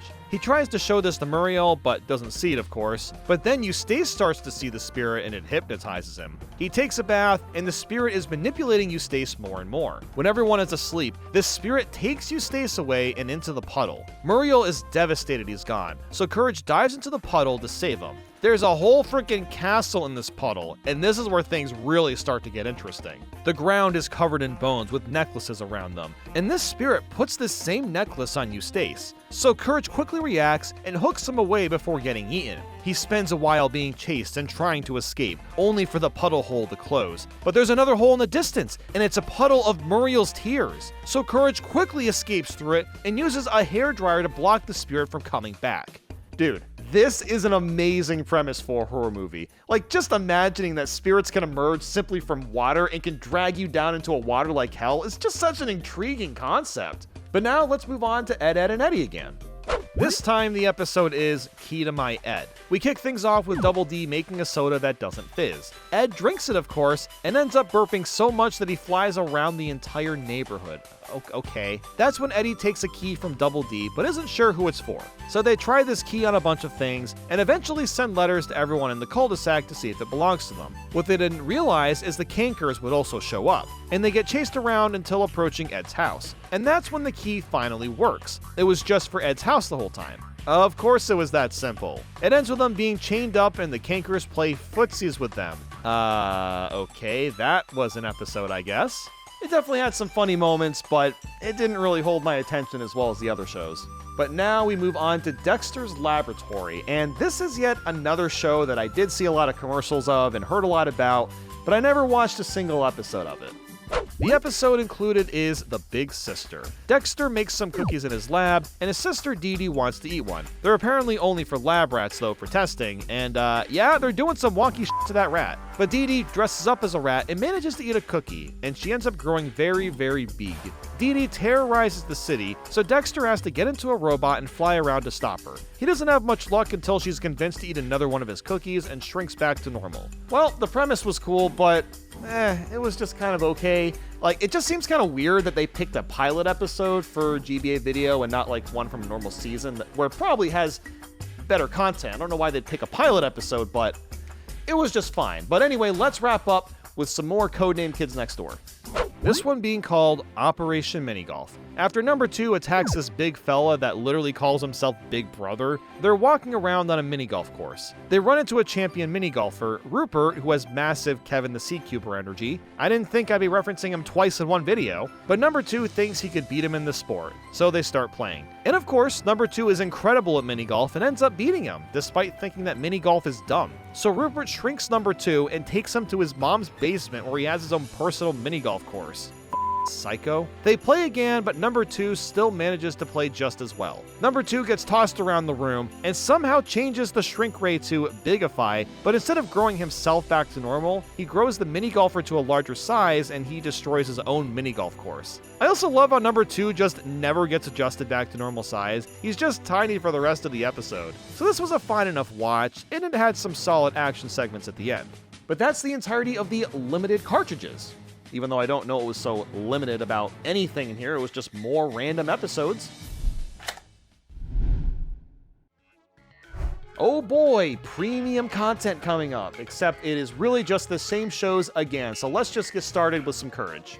The episode is The Shadow of Courage. It has a weird start as a butler is talking to this random creepy guy in a room with a telescope. The butler leaves and the creepy guy collapses, leaving behind a shadow. This shadow has essentially freed itself and escaped as its own entity. Dude, this is an amazing concept for a horror film. Then Courage hears a noise outside, and oh boy, it's the evil shadow. Eustace and Muriel turn on lights when Courage tells them, so they don't see it, of course. After a lot of confusion between the three of them, Eustace ends up sleeping in the attic and gets bit by the shadow. Oh my god, now that's a scary thought. The shadow keeps imitating Eustace, Courage, and other random scary things to throw everybody off. But the ending takes a radical turn. The shadow actually doesn't want to scare anyone. He feels forced to do this from his family, so Courage encourages him to become a shadow for a real star. And this somehow works and the shadow goes away.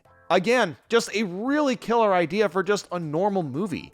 I mean, just the concept of a shadow coming to life and becoming its own thing is terrifying. I'd love to see a movie based off that. So now we'll move on to Ed, Edd, and Eddy. And it's called A Glass of Warm Ed. Double D is sleeping and hears a noise. It turns out that it's Ed eating all the food out of the fridge. But he's actually asleep, so I guess he's sleepwalking? Sleep eating? Either way, Double D gets to Eddie's house to explain what happened, and Ed shows up to eat all of his food. In fact, he eats all the food in the entire cul-de-sac. He even starts eating Jimmy, like damn bro! Ed is eventually woken up and realizes what he's done, so he gets tied up to prevent sleep eating again. Except that he somehow breaks out of bed like it's nothing. He's lured back to his house by the smell of his shoes and gets stuck in this window. With all the food gone, Eddie capitalizes by reselling the food by taking it out of Ed's stomach. Ew. Yeah, it's pretty typical for what you'd expect. Had some entertaining moments, but overall, But now, let's check out some Dexter Laboratory and see if this episode's any better than the first one. With the episode Double Trouble, Dee Dee is hanging out with some friends doing ballet and decides to visit Dexter. We all know where this is going. We go to Dexter and watch him reminisce on how great and incredible he is, only to be interrupted by Dee Dee and her friends. He gets really aggravated and can't kick them out, so he decides to clone himself to get control back. Dee Dee also notices this machine, and then she clones herself and her friends. So this leads to tons of clones getting built and having an all-out war on each other. Dexter never manages to kick them out, actually. Dee Dee and the clones only leave because they're called upstairs by their mother. Yeah, that was just an okay episode. I just don't think the show is for me, honestly. And it's strange because when I'm describing the show, it sounds really cool, but actually watching it, just not that interested. It's just not that great to watch. But you know what is great to watch? More Johnny Bravo.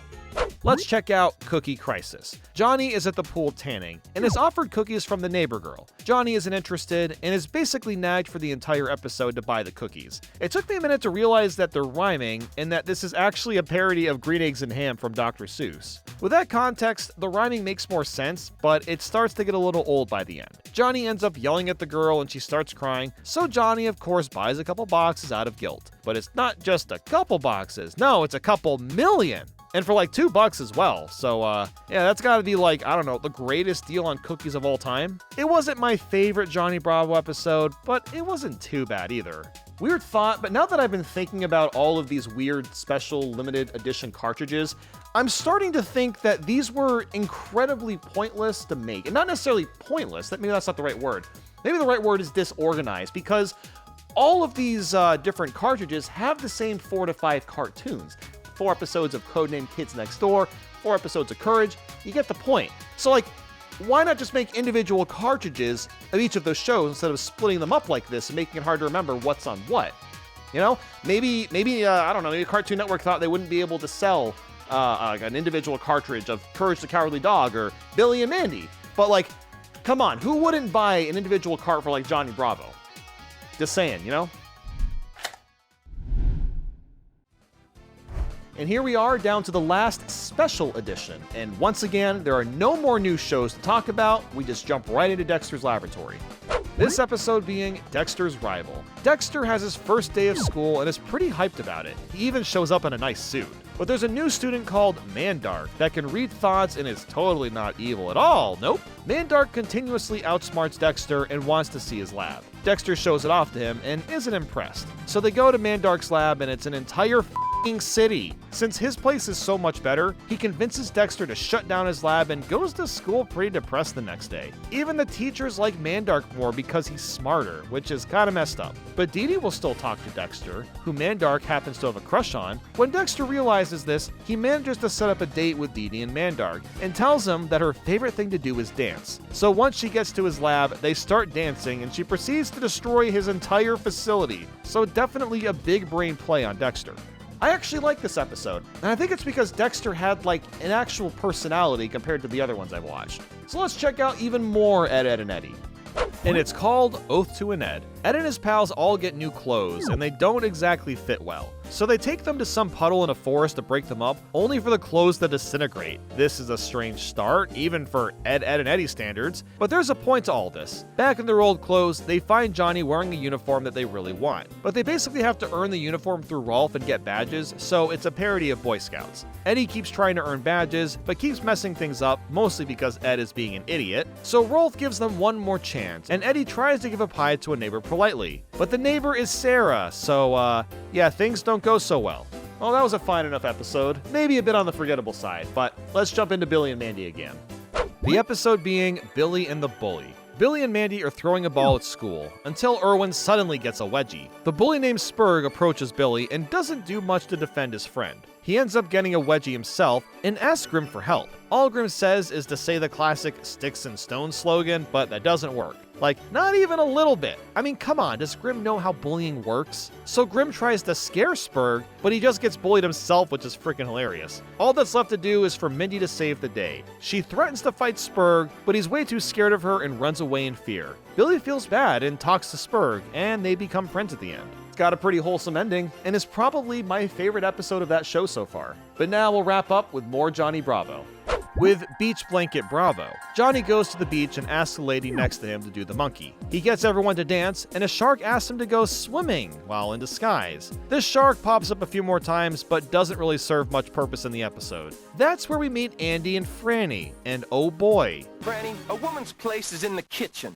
Bro, you did not just say that. Oh my god, this show has aged so poorly. But at least his girlfriend Franny isn't putting up with his garbage. She sees Johnny and wants to go to a weenie roast with him to make Andy jealous. Andy gets upset and convinces Johnny to compete to win the King of the Beach contest. So they both enter the competition and they start surfing. The whole sequence is so goofy. We see real life waves and then Johnny just kind of shows up like he's on a really bad green screen. And the whole time, Johnny doesn't give a shit about surfing. He's just worried about his hair. Man's got his priorities straight. So by spraying his hairspray everywhere, it messes up Andy and Johnny wins the competition. Andy ends up singing to Franny to try to get her back, but like, dude, we've already heard your opinion on women, so I don't think she's interested. Except that, it works! Oh, okay, yeah, sure, just serenade Franny. Okay, that got him back together. Okay. Although I do have to be honest, his song was pretty catchy. And that is all for the Cartoon Network collection. Finally, we can move on to something different.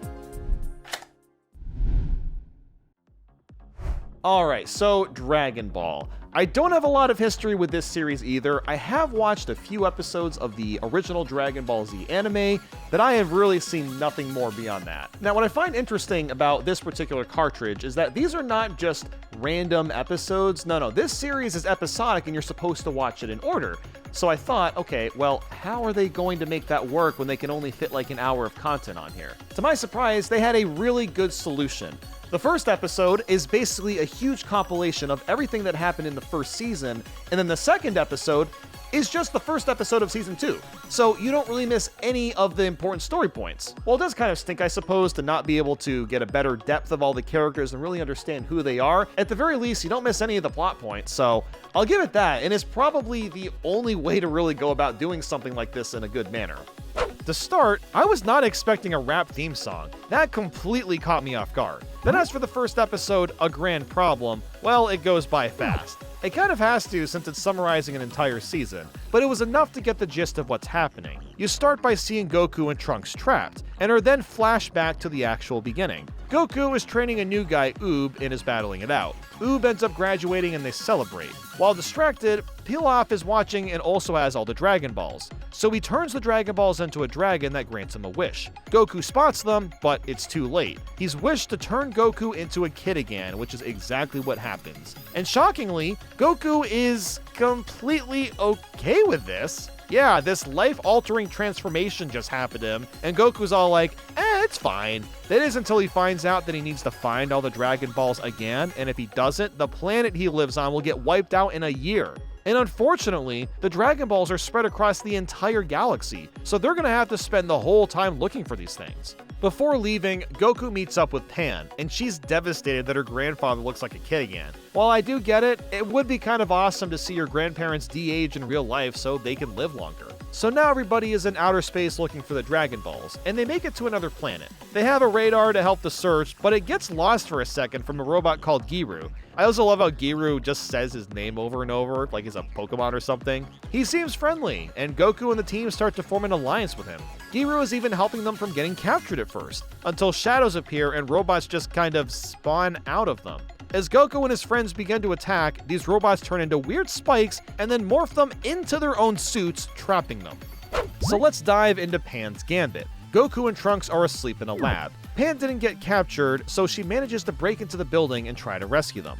She struggles a bit sneaking around and ends up stuck in some sort of robot making room. So to escape, she disguises herself as a robot, and I'm surprised at how long she manages to get away with this. She ends up in a meeting and finds out that Giru is actually a bad guy? Wow, that's crazy! So Trunks and Goku are getting tested, and they're actually getting all their data stolen to be converted into the robot army. As if things couldn't get worse, General Rildo has a few of the Dragon Balls, so also having the power of Goku does not sound like a good combination. Pan also gets caught, and as the room is about to crush itself, she uses the Dragon Blast at the last second and breaks out. My only question is, why not do this before getting stuck in the room?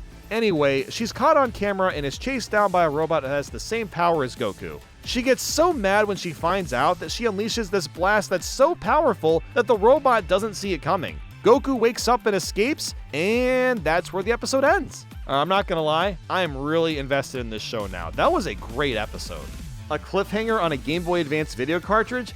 Man, that hits really differently because you can't just pop in the next cartridge, the next volume. It doesn't exist. So, yeah, I mean, yeah, sure, I could just get the DVD or whatever. I mean, there's other ways to watch it, I'm sure. It wouldn't be that hard to do, but still, like, I can't just, continue to watch it on the Game Boy Advance. I have to find other means to do it. And this isn't the only GBA cartridge that does this, by the way. Hell yeah.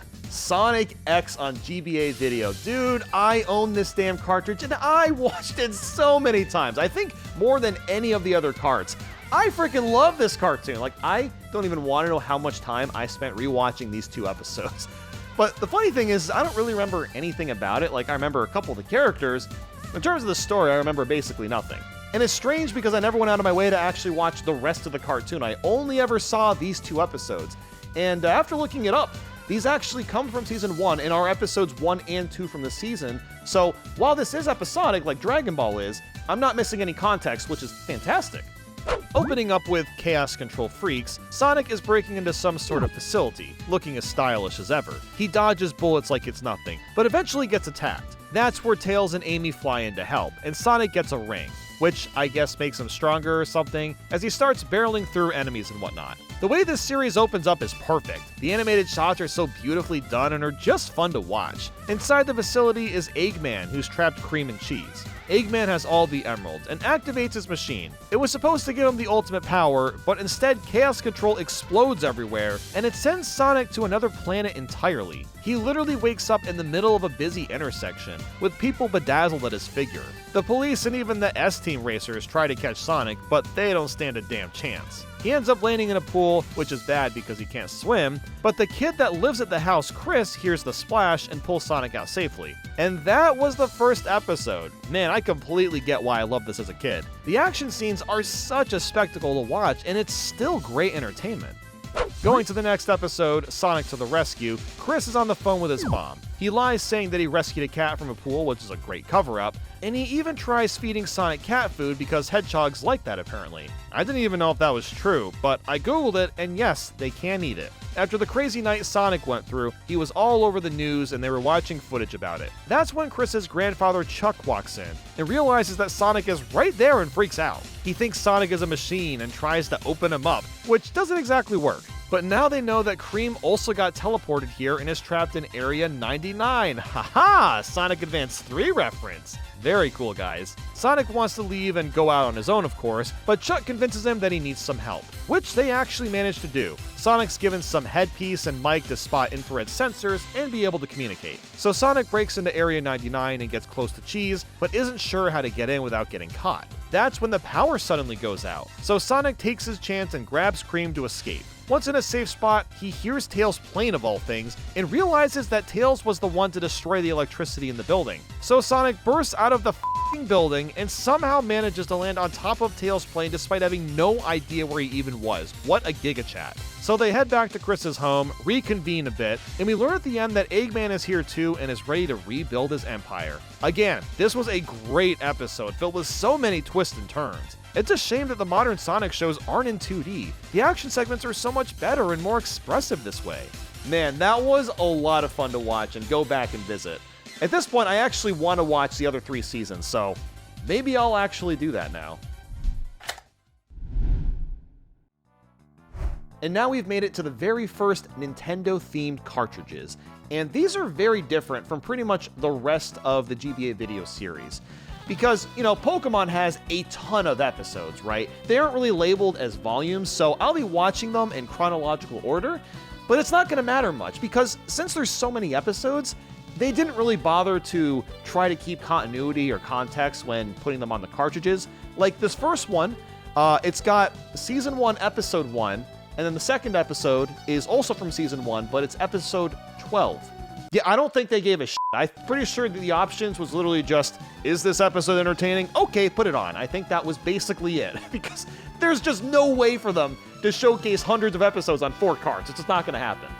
Right away, we can see that the menus have completely changed. There's a button for the controls, and that's about it. There's not even a chapter page, which is really odd and pretty inconvenient if you ask me. As for the episode, I Choose You, well, it started with the theme song, and my god, I was getting goosebumps hearing it again. It has been decades since hearing the song with the opening, and it is still such a banger. The way the show starts is really interesting too. We get footage of the Pokemon Red/Blue intro, and it transforms into the anime style. It's a pretty smart way to get people wrapped in that are already familiar with the original games. The animation looks great too. The battle scenes are done really well and are a blast to watch. We meet Ash Ketchum, which I'm sure we all know who he is. He's on his way to get his Pokemon license, but sleeps in by accident. Ash runs into Gary, who ends up becoming his rival. Since the starter Pokemon are gone, Ash is stuck with a stubborn Pikachu that doesn't listen to him and won't go in the Pokeball. This is such a great way to start the show. Already our expectations are thrown through a loop, and it's fun to see everything unfold. Once getting into the field, Ash spots a Pidgey and wants to catch it, but Pikachu isn't interested, and watches Ash struggle instead. That was the more fun option, let's be honest. Rattata even steals his food, and he stupidly throws a pebble at Spearow, which gets him pissed off. The Spearow tries to attack Ash and even Pikachu. Because Pikachu defends himself against the Spearow, it causes a flock of them to chase the two down. So Ash has to escape by jumping into a waterfall stream. Man, there is so much happening, and this is just the first episode. We see Misty, and she's just trying to fish, and ends up catching Ash and Pikachu. Okay, how did you pull them up and not break your line? Whatever. The Spearow are still chasing him, so he steals Misty's bike and says he'll give it back eventually. I honestly forgot how that was such a huge plot point in the anime, with Misty never forgiving Ash about destroying her bike. Ash ends up crashing as the Spearows close in on them. Things are looking desolate, but Ash is determined to fight and protect his Pikachu at all cost. After seeing his effort, Pikachu suddenly attacks the Spearows with a powerful thunder attack. And then we wrap things up by seeing Ho-Oh just chilling in the sky. Wow, that was quite the start. I remember watching the episodes back in the day. I only saw a few of them, and I always thought they were kind of slow-paced and just kind of boring, but honestly, this first episode was great to watch. Now, I'd love to watch episode 2 and see what happens next, but instead, we're going to episode 12, where Ash is already friends with Brock and Misty. Okay, At least we start the episode, here comes the Squirtle Squad with a recap. Ash manages to catch a Bulbasaur and also saves an abandoned Charmander. What a great guy he is. We begin with Ash stepping into a pitfall that was built by the Squirtle Squad. Yo, look at how cool their shades are. These are a group of troublemaker Pokemon that were all abandoned by their owners and have joined together to cause trouble. That's honestly really sad. I never would have imagined someone abandoning a Pokemon until now. While this is happening, Jessie and James are spying on them. Before eating lunch, the Squirtle Squad catches the trio and ties them up, eating their lunch in front of them. But Meowth manages to convince the Squirtle Squad that he's in charge of Jessie and James since they don't trust humans anymore, which somehow works. Now that they've teamed up, they catch Ash and his friends and are trapped in a cave. Ash guilts the squad to let him heal his Pikachu up and has to take a secret entrance to get back into the cave. Once Pikachu is healed, Team Rocket shows up to throw flash bombs at everyone. A Squirtle gets stuck, so Ash dives in to protect it. After showing that he's trustworthy, the Squirtle picks up Ash and takes him to safety as well. In fact, the Squirtle Squad become a good part of society by putting out a fire and taking out Jessie and James' balloon. Well, it was a pretty nice episode. I was honestly really hooked to it the entire time. So while I wish I could have seen more of the context, I still enjoyed it. Now, this next cartridge also has 2 episodes from Season 1, but they're episodes 60 and 72, so we're going 112, 60, 72.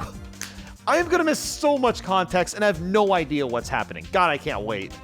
And I sure did with Beach Blank Out Blastoise. Ash has just defeated Blaine's gym, which is funny because I remember watching that previous episode on VHS as a kid. We owned like one VHS of Pokemon. I have no idea what it was called, but I know it was before this episode. So now, Ash and friends are heading towards a boat to get off Cinnabar Island. They get distracted by a clumsy Wartortle, and him and Squirtle suddenly veer off the island. Ash follows along, and they end up on another island entirely. All the Squirtle and Wartortle are asleep. Even the one Blastoise is snoozing. Ash gets close to the Blastoise and instantly falls asleep. Well, that's odd. While that's happening, Jessie and James spot us and want to steal the Blastoise, which I don't know how they think they're going to do that. But apparently, there's something stuck in Blastoise's cannon, and oh, look at the ears. Okay, it's a singing Jigglypuff. It all makes sense now. With everyone else asleep, Jessie and James force Meowth to catch it, and he also falls asleep. So what's the backup plan? Shoot a huge plunger from the Gyarados ship's mouth to grab the Blastoise. Why on earth didn't they do this originally? Wouldn't that have been a lot easier than forcing Meowth to lug a Blastoise around? Guess what? Blastoise weighs 188.5 pounds. Did they really think Meowth was gonna lift him? Whatever, I digress. Everyone eventually wakes up and the Blastoise has gone missing. So our Squirtle rallies the gang up and they all start looking for Blastoise. While Team Rocket is swimming away, they start to argue and accidentally wake up the Jigglypuff, causing everyone inside to fall asleep. They literally would have died if Ash didn't revive them. And you'd think, oh wow, this kid saved us, let's leave him alone now. Oh yeah, nope. Nuh-uh. Instead, the Gyarados ship turns into a tank and they start to fight off the Blastoise. But this turtle is also a tank and has no trouble fighting them off. The Squirtles all shoot water and their vehicles go flying while Jigglypuff is stuck inside. After rescuing Jigglypuff, they all fall asleep again and she draws on their faces as usual. Alright, that was a really great episode. Despite the fact I have no idea how we got to this point, I don't even care. These are still really fun to watch even on their own. And following that was Go West Young Meowth. Ash and pals are invited to see a movie in Hollywood, California. That's oddly specific, but an interesting premise, I suppose. Team Rocket isn't invited, oh what a shocker that is, but they plan on going regardless. When they get to Hollywood, Meowth starts reminiscing about his experience living here. This is where the episode gets really good. Like, I was not expecting what comes next. What entails for the rest of this episode is Meowth sharing his entire history as a younger cat and how much Hollywood ruined his life. Meowth started off homeless and starving all the time, which, like, that's kind of dark for a kid's cartoon. But Meowth snuck into a theater one day and noticed that there's food in Hollywood, California. So he gets himself over there and is chased around the streets without getting the food he wanted. He ends up finding a gang of street cats, and they're kind enough to feed him. Meowth also meets Meowsy, a girl Meowth that he really likes. He tries so hard to impress her, but she tells him that he's not human enough. So you want to know what Meowth does? Motherfucker learns how to walk and even talk in English. Let's keep in mind that this is a Pokemon. Pokemon do not learn to talk. Like, this is incredible that Meowth not only pulled this off, but also because he did this to stand a chance with Meowsy. So after spending a long time learning all that, she still rejects him and then calls him a freak. Oh, what the hell? Man, Meowsy just sucks. Like, Meowth has achieved greatness, literal greatness, and she just doesn't see it. And it's at that moment that Meowth joins Team Rocket. He finally finds a group that likes him. So now that Meowth is back in Hollywood after all this time, he meets up with the street cats again. And oh my god, Meowsy is there! She was abandoned by her owner because she couldn't afford her. Serves her right. Meowsy was so mean to Meowth, so screw her. Oh wait, never mind, Meowth tries to save her from the gang. So he ends up attacking Persian and coming out on top, but Meowsy still rejects him. And that's when it turns out the whole thing was just a movie the entire time. So I don't even know if the lore is real, I don't know if it's based off a true story, but I'm just gonna say that it is real because that was sick. Dude, I was gripped to this episode. I did not expect the show to have this much lore and backstory about any of the characters. I genuinely just want to watch the entire season, like, right now. But, nope, can't do that yet. How about instead we're jumping into Season 4? Yes, Season 4, now we're just skipping entire seasons of the show. We're actually in the Johto League at this point. Now, I've never actually seen any of the anime beyond the Indigo League, so I'm very curious how this is going to hold up. Starting with a hot water battle. Ash and friends are walking on a hot day and decide to relax a bit. We also hear the new theme song, and it's just okay. It's got a completely different vibe that I don't really care that much for. While relaxing, Ash's Pokemon knocks a Master Ball toy deep into the jungle. They try to get it back, but are stopped by Ipom, who snatched it away. While Team Rocket is looking for the same spring, they spot Ash's Pokemon and trace them down, only to get chased by a Snorlax. Everybody ends up in a cave and is trapped. At one point, Meowth and Totodile are stuck in a chunk of the cave together, and Totodile uses water to eventually escape. Can I also just say how adorable the three starter Pokemon are interacting with each other? Just look at them, they're so precious. Aww. The Pokemon get to the Snorlax, and Team Rocket escape towards the hot spring, only to be pelted by rocks from Apom. To escape the cave, Chikorita tries tickling the Snorlax, only for Cyndaquil to get frustrated and burn the shit out of him instead. While this is happening, Meowth is pretending to be friendly with them, and backstabs him at the last second. This backfires as Snorlax chases Meowth down and causes a raging tide of water and spews across the jungle. Chikorita manages to cut some trees, and they all somehow escape before flying down a waterfall. This is a pretty solid episode. Even though it did kind of feel like there was a lot of filler, I still enjoyed it. But I do want to talk about the credits on this particular cartridge, because they looked a little off. I don't know if this is a problem with every cartridge, but mine looks super distorted for some reason. Now, what's the next episode? Oh, well, of course, it comes from Season 5. This episode is called For Ho-Oh, the Bells Toll. The Tin Towers are ringing, which means that Ho-Oh or Suicune may return. We also see another theme song, and I found this to be a lot catchier than the one from Season 4. It was a bit more upbeat. What I found cool about this episode is just seeing more of the Tin Towers. I always loved this area in the game, so seeing it realized like this is a bit surreal. What's happened, however, is the crystal bells have been stolen by someone. It's Team Rocket, okay. Nobody should be surprised at this point. They try to ring the bells to get Ho-Oh to show up, only to accidentally break one of them. This causes the bug Pokemon in the region to go wild and lay webs over everything. The towers, the entire town, it was all covered in webs. This is also where we learn that Ho-Oh created the 3 legendary dogs, and I never knew that until now. Ash manages to find Team Rocket in the bells, but the Pokemon are still pissed. Before getting captured themselves, Suicune shows up and calms the Pokemon down, returning things back to normal. Again, this was just another great episode. It was cool to learn more story about Ho-Oh and the Tin Towers, because you don't usually get that much context in the game, so actually getting more from the anime, it's pretty fun. Now, these two episodes do come from the same season, Season 5, so don't have to worry about it jumping all over the place. Up first is Playing with Fire, and we see Ash in a tournament against Harrison. Whoever the hell that is, I wish I knew. What basically happens is we watch a Pokemon battle, and that's it. Yeah, there's not really any story beyond that. Although we do see a glimpse of Jesse and James making a building to sell some badges. That is literally all that happens, so there's not much to say. Ash and Harrison end up tying at the end, and the episode cuts off there. The battle animations are fun to watch, but there's not much substance beyond that.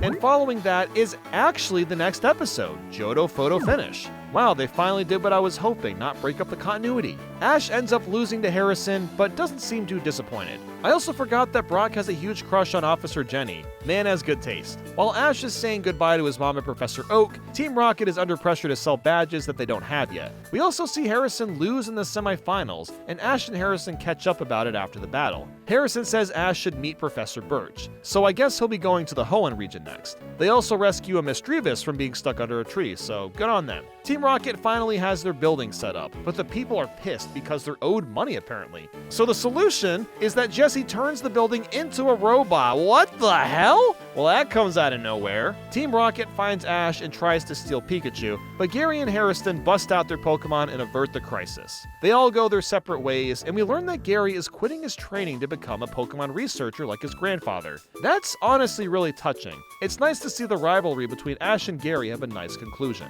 And that is every Pokemon episode on GBA Video. Now, the episodes were a lot more entertaining and interesting than I thought they were going to be, but man, I really wish I could have just watched them in order.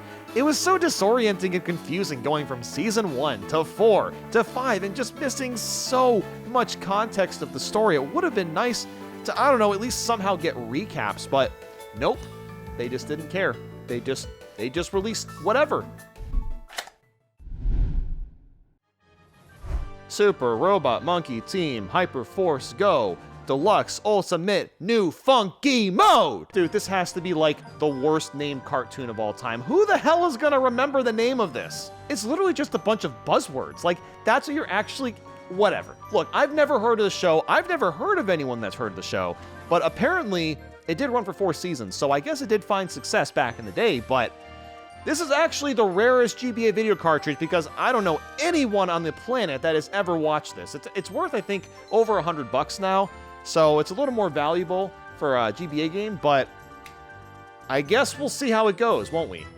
To start, the theme song is pretty sick. It's giving me a Powerpuff Girls and Power Rangers kind of vibe. The first episode, Depths of Fear, shows off this skeleton who's literally called Skeleton King, and he grows this worm thing and releases it. Well, that's really gross. After that, we check out Shuggazoom City, which is where Chiro and his friends live. And the blue monkey is actually voiced by Tom Kenny. Never would have known that without looking it up. So the monkeys jump into a valley of water, and Chiro is afraid to jump in. It all seems normal until more water rushes in. So Chiro and his pals suit up into a big robot. Yeah, this is basically Power Rangers. I knew I was onto something. They get into this tunnel-like place, and the walls start to burst with heavy streams of water coming in. The monkeys try to patch the holes, and even create an escape hatch for the people, but it's not enough to stop the water. So they're forced to go deep underwater and under the city. And apparently, it's all being held up by pillars. Well, that doesn't sound safe. The pillars all have bite marks on them, too. And oh no, the wormy monsters have been chomping away down there. The monkeys try to fight the worms, but get trapped and Chiro is forced to go in and help. The only problem is that he hates swimming, but quickly gets over his fear and finds the monkeys. Here we finally see what the worm looks like fully, and god, it's so nasty looking. Ugh. But they manage to fight the worm and save the day, which is to be expected. Yeah, I don't know, this cartoon's just kind of okay, I guess. I think the issue is that there's too many main characters. It's hard to remember what all the monkeys are like when they all look the same, and a couple of them have very similar personalities. Let's see what the next episode is like though. And it's called Planetoid Q. It begins with Chiro going through some sort of simulated maze. The monkey Antari tells Chiro to embrace his primate to get through it, and yep, it was a virtual simulation. When that's wrapped up, a planetoid is spotted outside of Shuggazoom City. The monkeys go investigate, and what the hell? The planetoid comes to life and calls itself Q. Or in other words, the Majora's Mask Moon's creepy uncle. The Chiro and the squad end up going inside the planet and have to go through what looks like his stomach acids. They also make their way into this gooey room that's covered in eyeballs, and then they start spying on them? Dude, what on earth is going on? This show got surreal out of nowhere. They end up falling and get stuck inside Q's eyeball, so Chiro has to fly solo and try to find the propulsion system inside of Q. Dude, we even get a shot of Q getting close to the city. There is no way that this wasn't inspired by Majora's Mask to at least some extent. So Chiro ends up going through this LCD vortex, then he's on top of, I guess, Q's brain? And then these stems come out from the ground and restrain Chiro, only to send him into some sort of void. I ask again, what is going on? So Chiro gives Q this green orb, and now Q has the choice to do what he wants, and he chooses to fight the Skeleton King. Well, thank you, kind sir. After that bizarre scene, the monkeys catch up to Chiro and they manage to rocket Q away from the city. I also love how the last shot is Q morphing into one of the monkey faces. It looks so silly and was a great way to end the episode. Okay, well, that was something. The first episode was just, and the second episode was, I wouldn't call the show funny per se, but it definitely has some really interesting ideas. It's got some cool premises, so it definitely has some value. I'm still like racking my brain though. Like, I don't even remember a commercial for this show. And you know, I used to watch a bunch of cartoons when I was younger, but I can't think of a single person that knew that this show existed. Oh hey, we're back in Cartoon Network world. Let's start with the episode Operation No Power. We begin with a few different bad guys that are teachers attacking KND headquarters, but they manage to fight them off. Number 2 builds a rubber band slingshot, while number 1 gives him slack for using something so cheap. He shows him the power the headquarters has, and it's apparently all running on hamsters. That is until number 3 tells the hamsters to take a break, so they have no power for a bit. I thought these were smart kids. Guess I thought wrong. When the power is out, we meet the delightful children, which are the villains, and they take advantage of this and send over some grandma that creates gross food monsters. Number 2 is eating them no problem, but eventually gets full. The others try to eat the monsters too, but they end up getting stuffed as well. As all hope seems lost, the hamsters come back from vacation and demolish the rest of the food. This was a bit of an odd episode, but it had some decent moments, I suppose. Okay, so this episode, Operation Report, is pretty wacky. It starts with number 1 running around in 3D. Whoa! It looks very 2000s-esque, but number 1 is trying to carry this square outside of the room. The walls close in on him, and then we switch to a comic book style. The focus is now on number 2, and he's parodying Superman. The plot is pretty much the same as before with the square, and it's cool to see the art style change mid-episode. With number 3, it looks like it's drawn in a basic paint program, and it's super cute. Number 3 again finds a square, and she runs into an octopus. The octopus takes the box, and that's about all that happens. Number 4 is parodying Dragon Ball Z, with him playing Goku and the delightful children of Frieza. This is so goofy, man. I wish more cartoons weren't afraid to break boundaries more often. Number 5 is the weirdest of them all. Everything just looks like squares. Number 5 is chased a bit by the delightful children and opens the square in shock. That's when we finally figure out that it's a pizza with anchovies on it. This whole time kind of has to be like the best episode of the series, right? It's just about a pizza. That is pretty much the plot. And on top of that, it was really intriguing to see the style change so much. This next one, Operation Brief, was really bizarre. The KND comes back from a trip of back-to-back missions, and number 1 gets a package in the mail. What is it, you may ask? A pair of underwear. Well, that's really random. But then the underwear come to life and start beating the crap out of him. It gets to the point where number 1 is getting demolished, and the other kids think he's lost his mind. Right before number 1 falls from the top of the treehouse, the underwear notices that number 1 folds his underwear really nicely, and he really appreciates that. So he ends up saving number 1 and retires afterwards. Wow, that was quite a bizarre one, but I still enjoyed it. You know, I'm slowly starting to get a little more into this show, but I still don't know if I'd go out of my way to watch an entire season. And finally, the last episode, Operation Dogfight, is all about number 2. He loves to fly in the sky, but is suddenly attacked by another plane. When he crashes, he gets a warning saying to stay out of the sky. This makes number 2 pretty mad, and he continues to make more and more planes. But every time he gets in the air, he crashes back down no matter what happens. Number 2 is getting ready to give up, but the store owner encourages him to keep going. And that's when this flying kid walks in and grabs some magnets for his plane. So number 2 asks for a way to demagnetize his plane to stand a chance of staying in the air. This somehow works, although they both end up crashing regardless. And then this leads to the store owner flying and vowing to destroy every single chili dog stand. Because yes, there's a chili dog area next to his store, and I guess he hated it taking away business or something. So number 2 and this other dude build a plane together and not only take down the store owner, but also destroy his store. And there you go, an individual cartridge for codename Kids Next Door. I don't know why they didn't do this for like Johnny Bravo and Billy and Mandy and all the other ones, but that's cool. No, not Rugrats. We got a cart for All Grown Up, which is the spin-off show. I still think that's really weird because Rugrats was huge and super iconic back in the day, but it makes sense. This was brand new at the time, so I totally get it, but still, no Rugrats on any of these carts.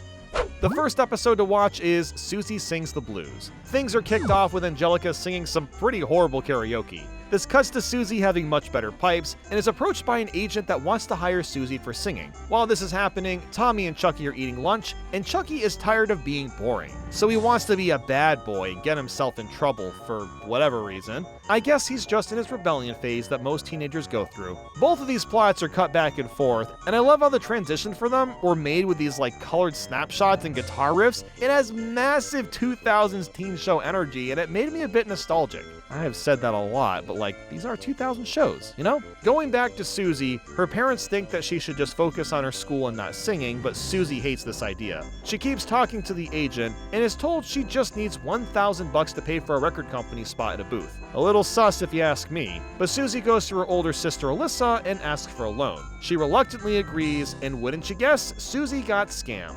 Meanwhile, Tommy and Chucky are playing a bunch of pranks in school, and Pangborn has been the blunt of their jokes, who's also voiced by Mr. Krabs. Yeah, that one I could tell almost immediately just hearing him talk. Tommy and Chucky eventually get caught, which isn't that surprising. Oh yeah, we should probably talk about Chaz and Kira. They own a coffee shop and they're struggling to bring people in. So they have this idea of bringing in comedy and musical talent onto a stage, and pretty much all of it sucks. That is until Susie shows up and saves the night. I'm not gonna lie to you guys, this show is pretty boring. I guess All Grown Up technically counts as a drama because that's all it really was, but I cannot relate to high school drama as a 31-year-old man. The twists and turns are really obvious, so I don't know, it was just okay. And after that, we've got Cope de Ville, and it focuses a lot more on Phil and Lil. They're playing an arcade game together and hanging out, but when they go to lunch, Lil decides to sit somewhere else. This shocks Phil as he sits with the usual crew, and is scolded that he's gross and immature. At the gym, Tommy and Chucky are doing a bunch of chest, and Chucky hates it. It's also a little strange that Pangborn is the gym teacher and the vice president. It seems like a bit much for one person. Phil continues to embarrass Lil in school, and it gets to the point where she doesn't want to do anything with him anymore. Surprisingly, their parents recognize this, and her mom offers Lil to stay in another bedroom. It's really nice to see her parents acknowledge the struggle Lil is having to be more independent and quickly act on it, so good on her. While that's happening, Chucky is actively skipping gym class to avoid the test, and there's a day where he somehow manages to destroy the plumbing in the bathroom just to avoid gym class. He gets caught, of course, and never gets in trouble for destroying the bathroom. I don't understand that, but oh well. Back to the twins, Phil decides to make friends with Dill, and it doesn't quite work out. And I also instantly recognize that Dill is voiced by Timmy Turner. Dude, I did not realize how many voice actors jump from show to show within the same network. Lil goes out partying with the cool kids, and her new so-called friends are making fun of Phil right in front of her. This is when Lil realizes that she loves her brother and stands up for him, and goes home and apologizes. This show has really great morals like SpongeBob does, but I just wish it was more interesting to watch. And that is all the episodes. Now, I did like the second episode, I thought it was pretty decent, but I would still say that it really felt like they were kind of just dragging it on for a while. The A and B plot it didn't feel like there was enough substance to really keep me interested at least, so I don't know, like, I think the show is fine for what it is, but maybe I just didn't see a good episode yet. And now we're back to the collections, this one having All Grown Up, Fairly OddParents, and more SpongeBob. Starting with All Grown Up, the episode is Chucky's in Love, and we see Angelica immediately judging cafeteria food like it comes from the plague, and starts writing articles about everything wrong with the food. Seriously, what is wrong with her? That's not the main part of the story, but seriously. This episode focuses on Chucky having a crush on this girl Nicole, but he's too scared to talk to her. Chucky talks to his sister and decides to dress him like a Russian. This gets Nicole's attention, and he gets the confidence to befriend her almost instantly. Oh, no, sorry, that's Chongo, not Chucky. And the kid lives a double life for a while, switching between Chongo and Chucky on the fly. He's such a goofy klutz, he's quickly becoming my favorite character in the show. While that's going on, Angelica convinces the chef to change the food, and he actually does it. So I guess good for her for being hard on a guy that barely makes a livable wage. You really accomplished a lot, Angelica. Not much else happens with her, so going back to Chucky, he's working a shift at Java Lava while his dad is dealing with allergies. Nicole walks in and Chucky gets very nervous. He's super clumsy and stumbles all over his words, but is also a great listener. Nicole really seems to like Chucky, and while he's relieved, he still feels like he has to be Chongo. So Chongo and Nicole hang out, and Nicole wants him to meet her new friend Chucky. I think you can see where this is going. Chucky and Chongo keep swapping costumes, and it gets so awkward that I felt secondhand embarrassment. The scene is set up so Chucky is right on the edge of getting caught the entire time. And eventually he does, but Nicole forgives them and they become friends like normal people. I'll hand it to them. This was a really solid episode. I didn't think I'd end up liking it as much as I thought I would. It really reminded me of what I was like when I first tried to flirt with girls as a teenager. It takes practice and confidence, and you eventually get to a point where you realize they're normal just like you, so just talk to them like a human. Following that is the Fairly OddParents, the episode being The Big Problem. Timmy is getting bullied and scrutinized for being a short kid, so he wishes to be an adult, and oh god, he looks awful! The depiction of Timmy like this is hilarious, but he's happy because he can do adult things like driving and shaving. Oh yeah, those are so fun. It turns out that it's not what he dreamed it'd be, but since he's an adult, he can't use wishes as he's not a kid anymore. Vicky thinks Timmy has gone missing and goes out looking for him even though she's kicked him out of his own house already. Timmy ends up in freaking jail and starts crying when his godparents are about to leave for another kid. Somehow, the crying like a baby allows him to use a wish again? Okay, sure. That solution doesn't really make sense, but yeah. Timmy realizes how good he's got it as a kid. It's not my favorite episode because the logic at the end doesn't really work, but it's got a few solid jokes and is still fun to watch. And lastly, we've got one of the best SpongeBob episodes of all time, Pizza Delivery. A fish orders a Krabby Patty pizza, and Mr. Krabs whips it up like it's nothing. He forces Squidward and SpongeBob to deliver it, and Squidward is not in the mood to do anything. So SpongeBob attempts to drive and gets them lost in the middle of nowhere. They end up getting sucked into a water tornado and are even more lost. While this is happening, SpongeBob is singing the Krusty Krab pizza song, which annoys Squidward half to death, but it's still so charming after all these years. They eventually find the greatest thing known to mankind, a rock. And this rock takes them to the fish's house, but won't accept the pizza because it doesn't come with a Diet Dr. Kelp. Well, Squidward makes him accept it, and then that's the episode. It still got me cracking up, even after watching it so many times in the past. It's no surprise that it's made its way to GBA Video. And that's the entire collection. I really don't have much else to say about it, it's just cartoons we've already seen. Now, Volume 2 has one different show on it, and that, my friends, is Rocket Power. I've heard a lot of great things about Rocket Power. This is, once again, a show I never watched, so I have no idea what it's even like. I know what it's about, but I have no idea if it's a good show or not. So I'm extremely curious to watch that one.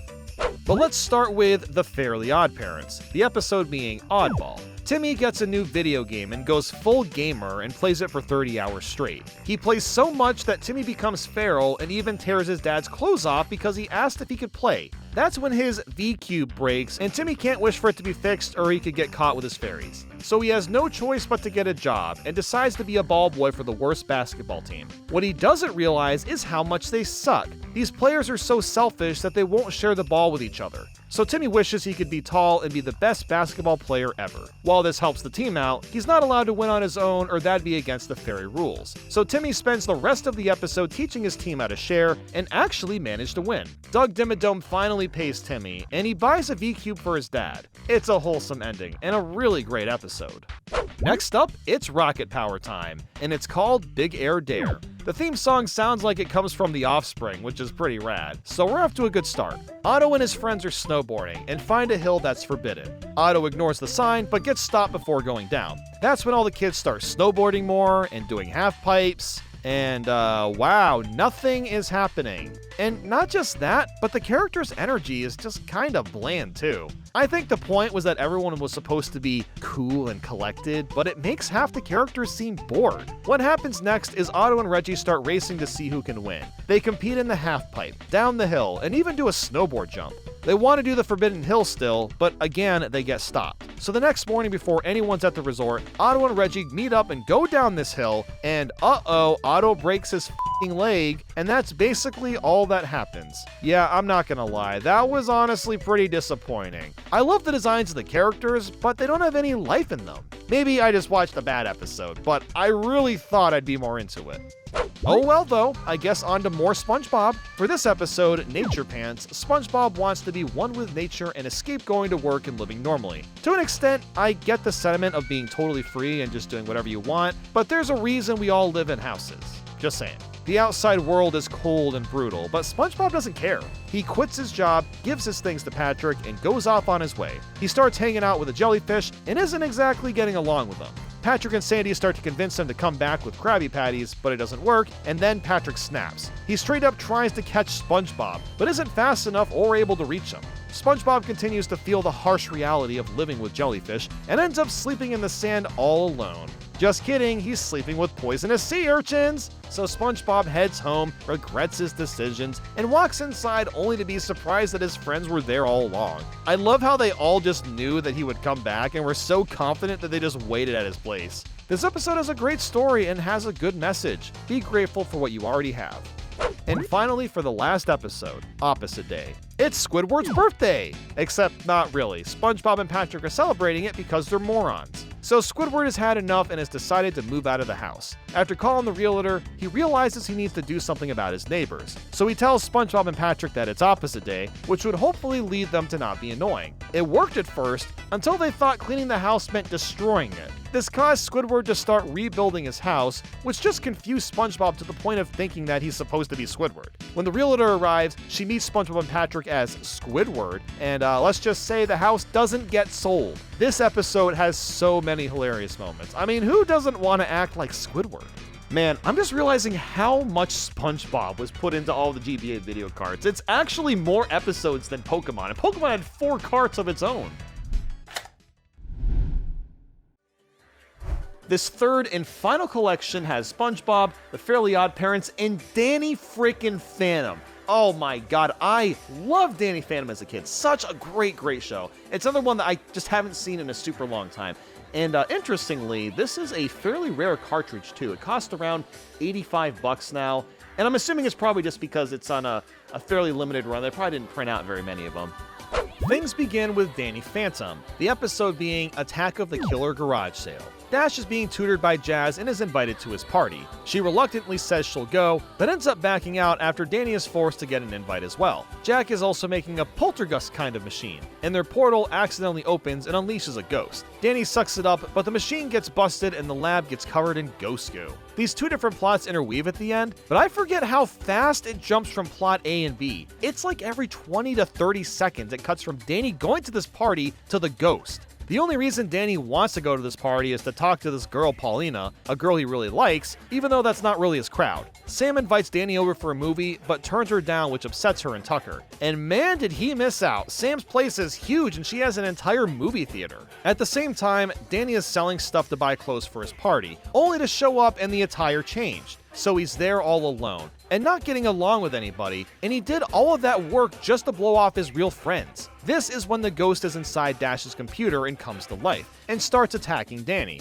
After he apologizes to his friends, they defeat the ghost by overriding his security. This show still has great action segments and fun characters, but my god, it's paced so fast. And it's funny because the Fairly OddParents do the same thing, but this episode felt even more chaotic. Butch Hartman was directing both of them, so I guess his logic was to just make sure kids were glued to the show by constantly changing what's on screen. And speaking of the Fairly OddParents, this episode, Tim Visible, is about Timmy getting a perfect attendance award. Hey, fun fact, I got that award too. Yes, me and one of my other friends in high school were the only 2 people for the entire 4 years to not miss a single day of school. And do you want to know what our reward was for that? You want to know? I'll tell you. We got Outback Steakhouse for free once a year. Anyway, Francis is beating everyone up on the last day of school, and Timmy is trying to avoid him, so he wishes he's invisible, and manages to avoid Francis for the day. He also pranks a bunch of students and professors, but ends up losing track of where his fairies are because he's invisible. Crocker also gets suspicious of the pranks, and manages to find invisible Timmy through heat-seeking goggles. After beating up Crocker, Timmy decides to be visible again to get his award and accept getting beat up by Francis. Except that all that happens is he punches the metal a bunch of times, and that's about it. Classic Francis move. So yeah, another really great episode that shows why facing your fears is so important. Sometimes things are going to be scary in life, and it's better to face them head on instead of cowering away. And finally, we've got the last SpongeBob episode, Squeaky Boots. For this one, Mr. Krabs buys Pearl some squeaky boots for her birthday. She hates them, but Mr. Krabs doesn't want to throw them out, and gives them to SpongeBob instead. He insists that they're official fry cook boots. Oh no, what have you done, Mr. Krabs? With SpongeBob booted up, he is obsessed with the boost and is constantly squeaking and squawking. It gets to the point that Squidward uses his vacation to get away from him, and Mr. Krabs becomes completely delirious. So delirious that he has to steal the boots to stop the squeaking. SpongeBob is devastated when they're lost, of course, and Mr. Krabs' guilt is so high that he eats the boots right in front of SpongeBob. And to think, he didn't even have to give them to SpongeBob the entire time. This episode isn't too bad. I really like the scenes where Mr. Krabs is losing his mind as they drive the point home really well, but it's not one of the best from season 1. And we have finally finished all of the Nicktoons collections. And these were really interesting to see even exist because there's already individual carts for SpongeBob and Fairly OddParents. You know, I guess it is kind of nice for someone that wants a little bit of variety, of course, but then like, why not just buy multiple individual carts that just has more of the content? I don't know, maybe Nickelodeon didn't think that they'd be able to sell Danny Phantom as an individual thing, so they plopped it in. Same with Rocket Power. I don't know, that could be what was going on. But now we're down to the last set of collections in this library, and this is the Disney Channel collection, the first volume, and there were a lot of shows back then on Disney Channel, and the two that we got here is Kim Possible and Lilo and Stitch. Now, I did watch Lilo and Stitch movie, but never watched the show. Now, Kim Possible, I did watch a small handful of episodes, and I don't remember anything about them, but I think they were pretty good. I think I liked them. We begin with Kim Possible, and it's titled Ron the Man. A pan-dimensional vortex inducer has been stolen, and Kim needs to get it back. Also, holy crap, another banger theme song. Seriously, why are the theme songs so good from this era? We cut to Kim and Ron in school, and they're in class with a teacher, and wait a second, I recognize the teacher's voice immediately. He's Kronk from The Emperor's New Groove, the most goated movie of all time. Anyway, Ron is conflicted if he's really a man or not, and it bothers him since he's told he isn't. This is happening while Kim is alerted about Mr. Hench, who seems to be in contact with Dr. Draken and Professor Dementor, who were both near the vortex inducer. Kim meets up with Mr. Hench and finds out that Draken stole a bunch of molecular rings and decides to get them back. There's one left and Ron takes it, and decides to put it on to make himself super buff. So now he feels like a man, which is good because it's discovered the rings have GPS trackers on them, which means Kim was able to locate where Draken's henchmen were, which was Vegas. So they get to Vegas, fight the henchmen, and manage to get the vortex inducer back before it destroys the world. Ron ended up saving the day, but only because Rufus took off the ring, which let him get through the vent to reach the vortex inducer. It's quite a whirlwind of a story, and it was just alright. The fighting scenes were really well done, but I think this episode could have been shorter. Instead of 20 plus minutes, a lot of it could have been condensed down to 11, as there was a lot of other stuff happening that didn't really add much to the story. And next up, we've got Lilo and Stitch, and it's called Slushy. It starts off being a hot day outside, and I swear I have said this like 5 times in this video. Like seriously, so many of these cartoons have had hot days, and I'm not sure why that's the case. But anyway, Lilo and Stitch go into the airport to cool down, and Stitch starts shaking this vending machine to take a bunch of food from it. This also causes a little ice ball to be shaken off and come to life. This little icy dude hops onto a helicopter and starts freezing everything around him, creating snow for the first time. This terrifies Stitch, which is hilarious, but we find out that Jumba knows that it's Experiment 523's doing and needs to be caught. They go out and catch the little guy, and it seems like that's where the episode would end. But no, Lilo makes friends with the Slushy and lets it out to play in the snow more. We get a pretty long montage of Lilo and Stitch chilling in the snow until Experiment 523, or Slushy, escapes again. Captain Gantu gets a hold of Slushy and uses it to make an ice fortress. So Lilo and Stitch have to sneak into the fortress to get Slushy back, and a crazy battle ensues between Slushy and Splody Head. Well then, that was the first episode. So I liked them. I thought the episodes were pretty solid, although maybe they were a little bit bloated at times. It just took a while to get through them, but overall, not bad. And now we've got Volume 2, and this is yet another rare cartridge. I'm assuming it just didn't print a lot of copies. This one is also worth about $85, and it's got the same shows Kim Possible, Lilo and Stitch, as well as Bandy and Mr. Whiskers. The f*** is Bandy and Mr. Whiskers? Again, I've never heard of that show. Starting with Lilo and Stitch, the episode is Poxy. We see a farmer cutting wheat, and this weird ball gets sucked into the machine. It ends up in the bran flakes that Pleakley is eating, and he becomes very sick. Stitch's idea of healing him is to saw him in half, so he ends up going to the clinic instead. Jumba finds out, and based on his symptoms, he's apparently sick from Experiment 222. It's designed to make people sick and burp, and can thankfully be removed. While Plankley is at the doctor, Gantu finds him and chases him around the clinic. When they escape, Jumba puts Lilo in a car and shrinks it, and they go on an adventure through Plankley's body to catch 222. Well then, I guess we've tuned into an episode of the Magic School Bus, except that catching 222 is a pain. Lilo tries to catch it, but ends up going through Plankley's heart by accident and barely manages to avoid getting stuck in his arteries. This is a much better premises than the episode I watched earlier. I really like this one a lot. Gantu ends up showing up because he wants to extract 222 by turning Plankley into a bunch of molecules, and when Lilo and Stitch hear that, they go to Plankley's brain and control it to help him make an escape. Lilo and Stitch also leave his body and give 222 to Gantu and make him nice and sick. This was a very packed episode, and the pacing was a lot better this time around.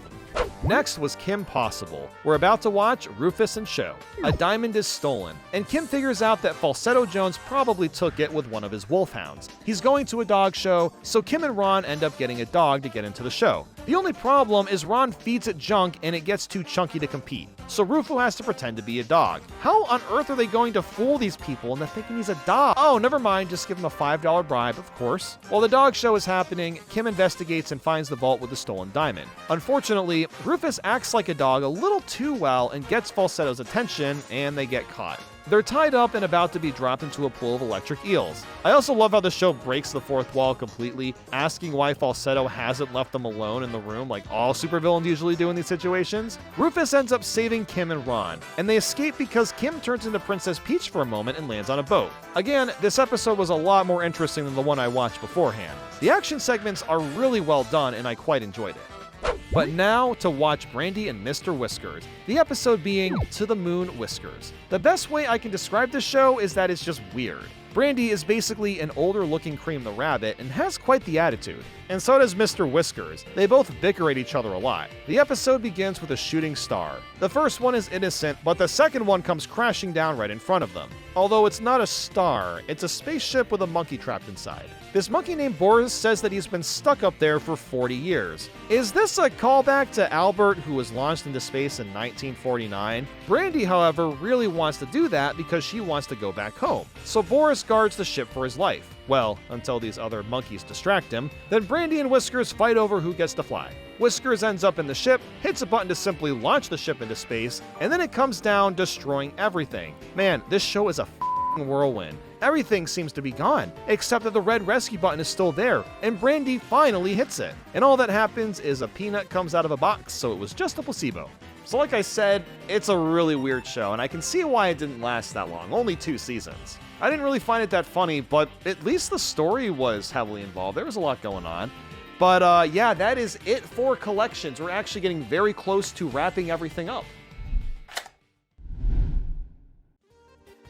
So despite being a huge Pokemon card fan as a kid, I never got into Yu-Gi-Oh!, never watched the anime, never played the card game, and I don't know why, because it looks pretty similar. I've heard the anime is really good, but I do have to question the selection on this cart, because once again, this is an episodic video series, you're supposed to watch them in order, which is fine. In fact, they actually picked 2 episodes that are back-to-back in the correct order, but they put them in just the most random spot of all time. It doesn't make any sense. I'm gonna miss a ton of context from the very beginning of the show.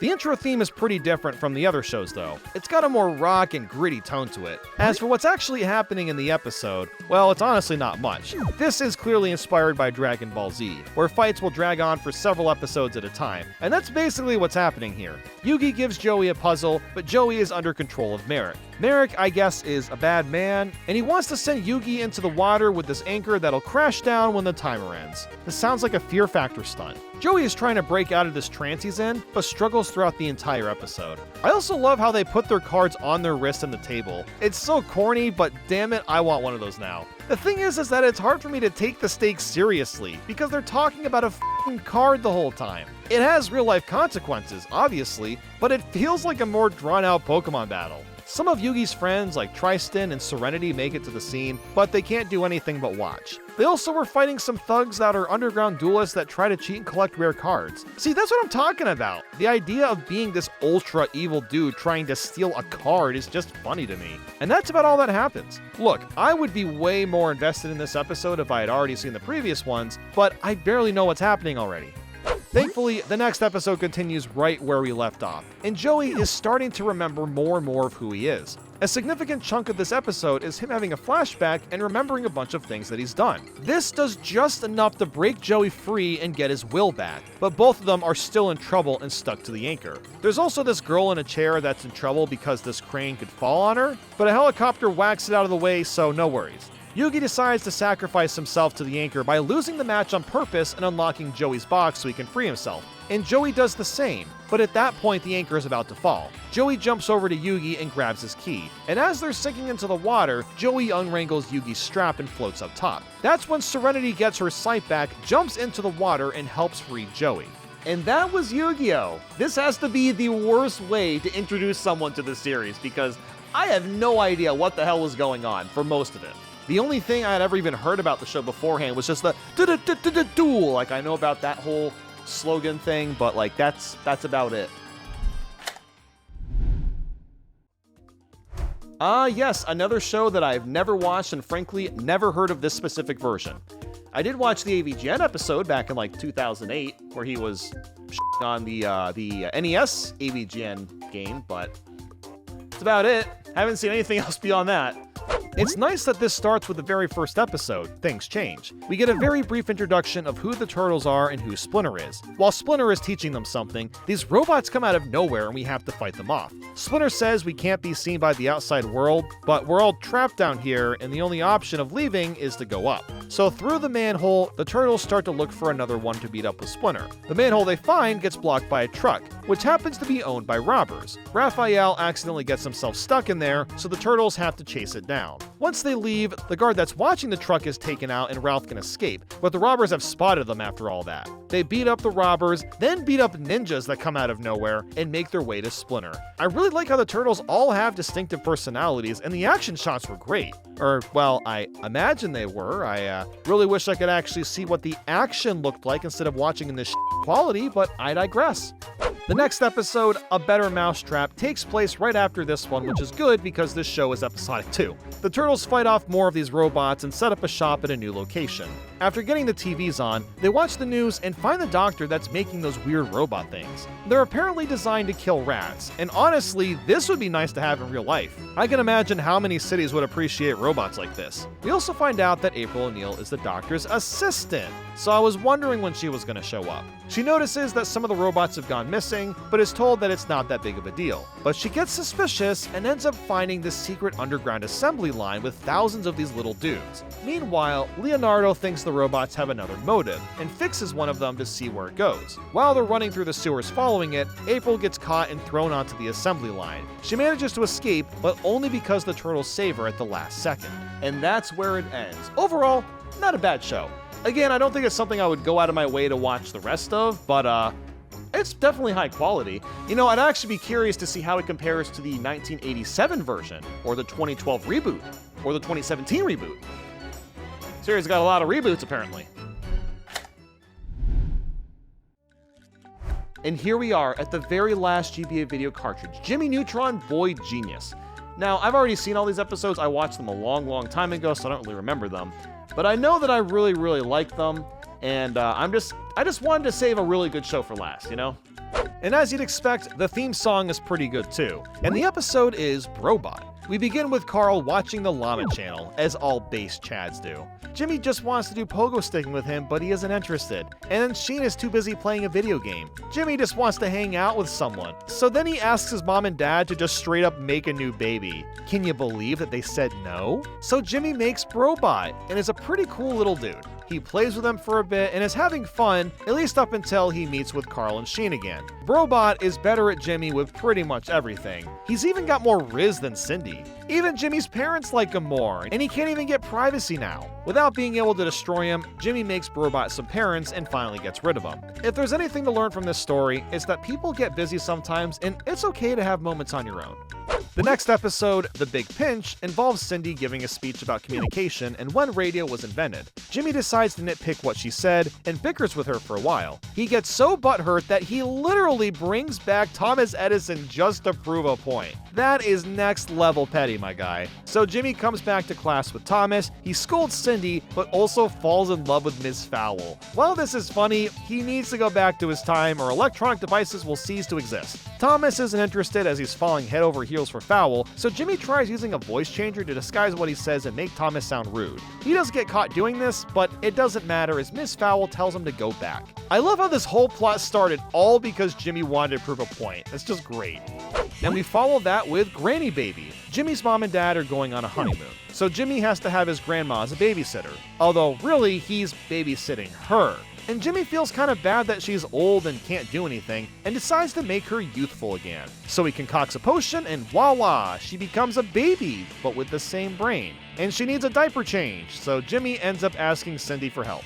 They go to the store, get the ingredients, but Granny keeps talking and everyone around him wants to meet the baby. So they have to rush home to make the antidote, and then the honeymoon gets canceled, so Jimmy's gotta work fast. Oh god, oh god, oh god, oh! So what does he do? He shoos off the people and fools them into thinking that she's just got a string behind her back, and then they revert Granny back to normal just in time. This episode had a lot of funny moments. Just watching Sheen and Cindy argue at the garage sale was cracking me up. And I forgot how great the dynamic was between Carl and Sheen too.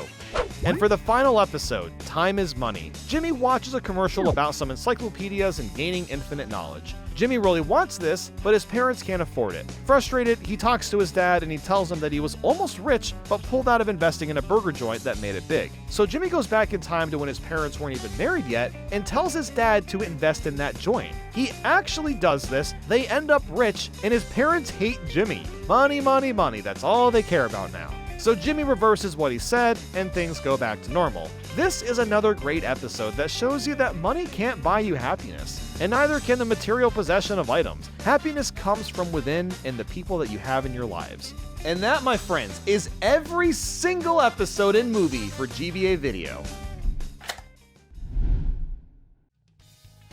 Or is it? So, I don't know if anyone has ever played this, Lizzie McGuire 2, Lizzie Diaries. Now let me tell you, this is not just a mediocre platformer game. Oh no, it also has a video on it, using the same engine as GBA Video, meaning there is more content to watch. This includes one episode of Lizzie McGuire, and I'm excited to watch it because I don't think anyone knows this exists. Oh my god, it looks as bad as the movies do. Well, okay, actually the resolution is alright, but man, that frame rate, woo!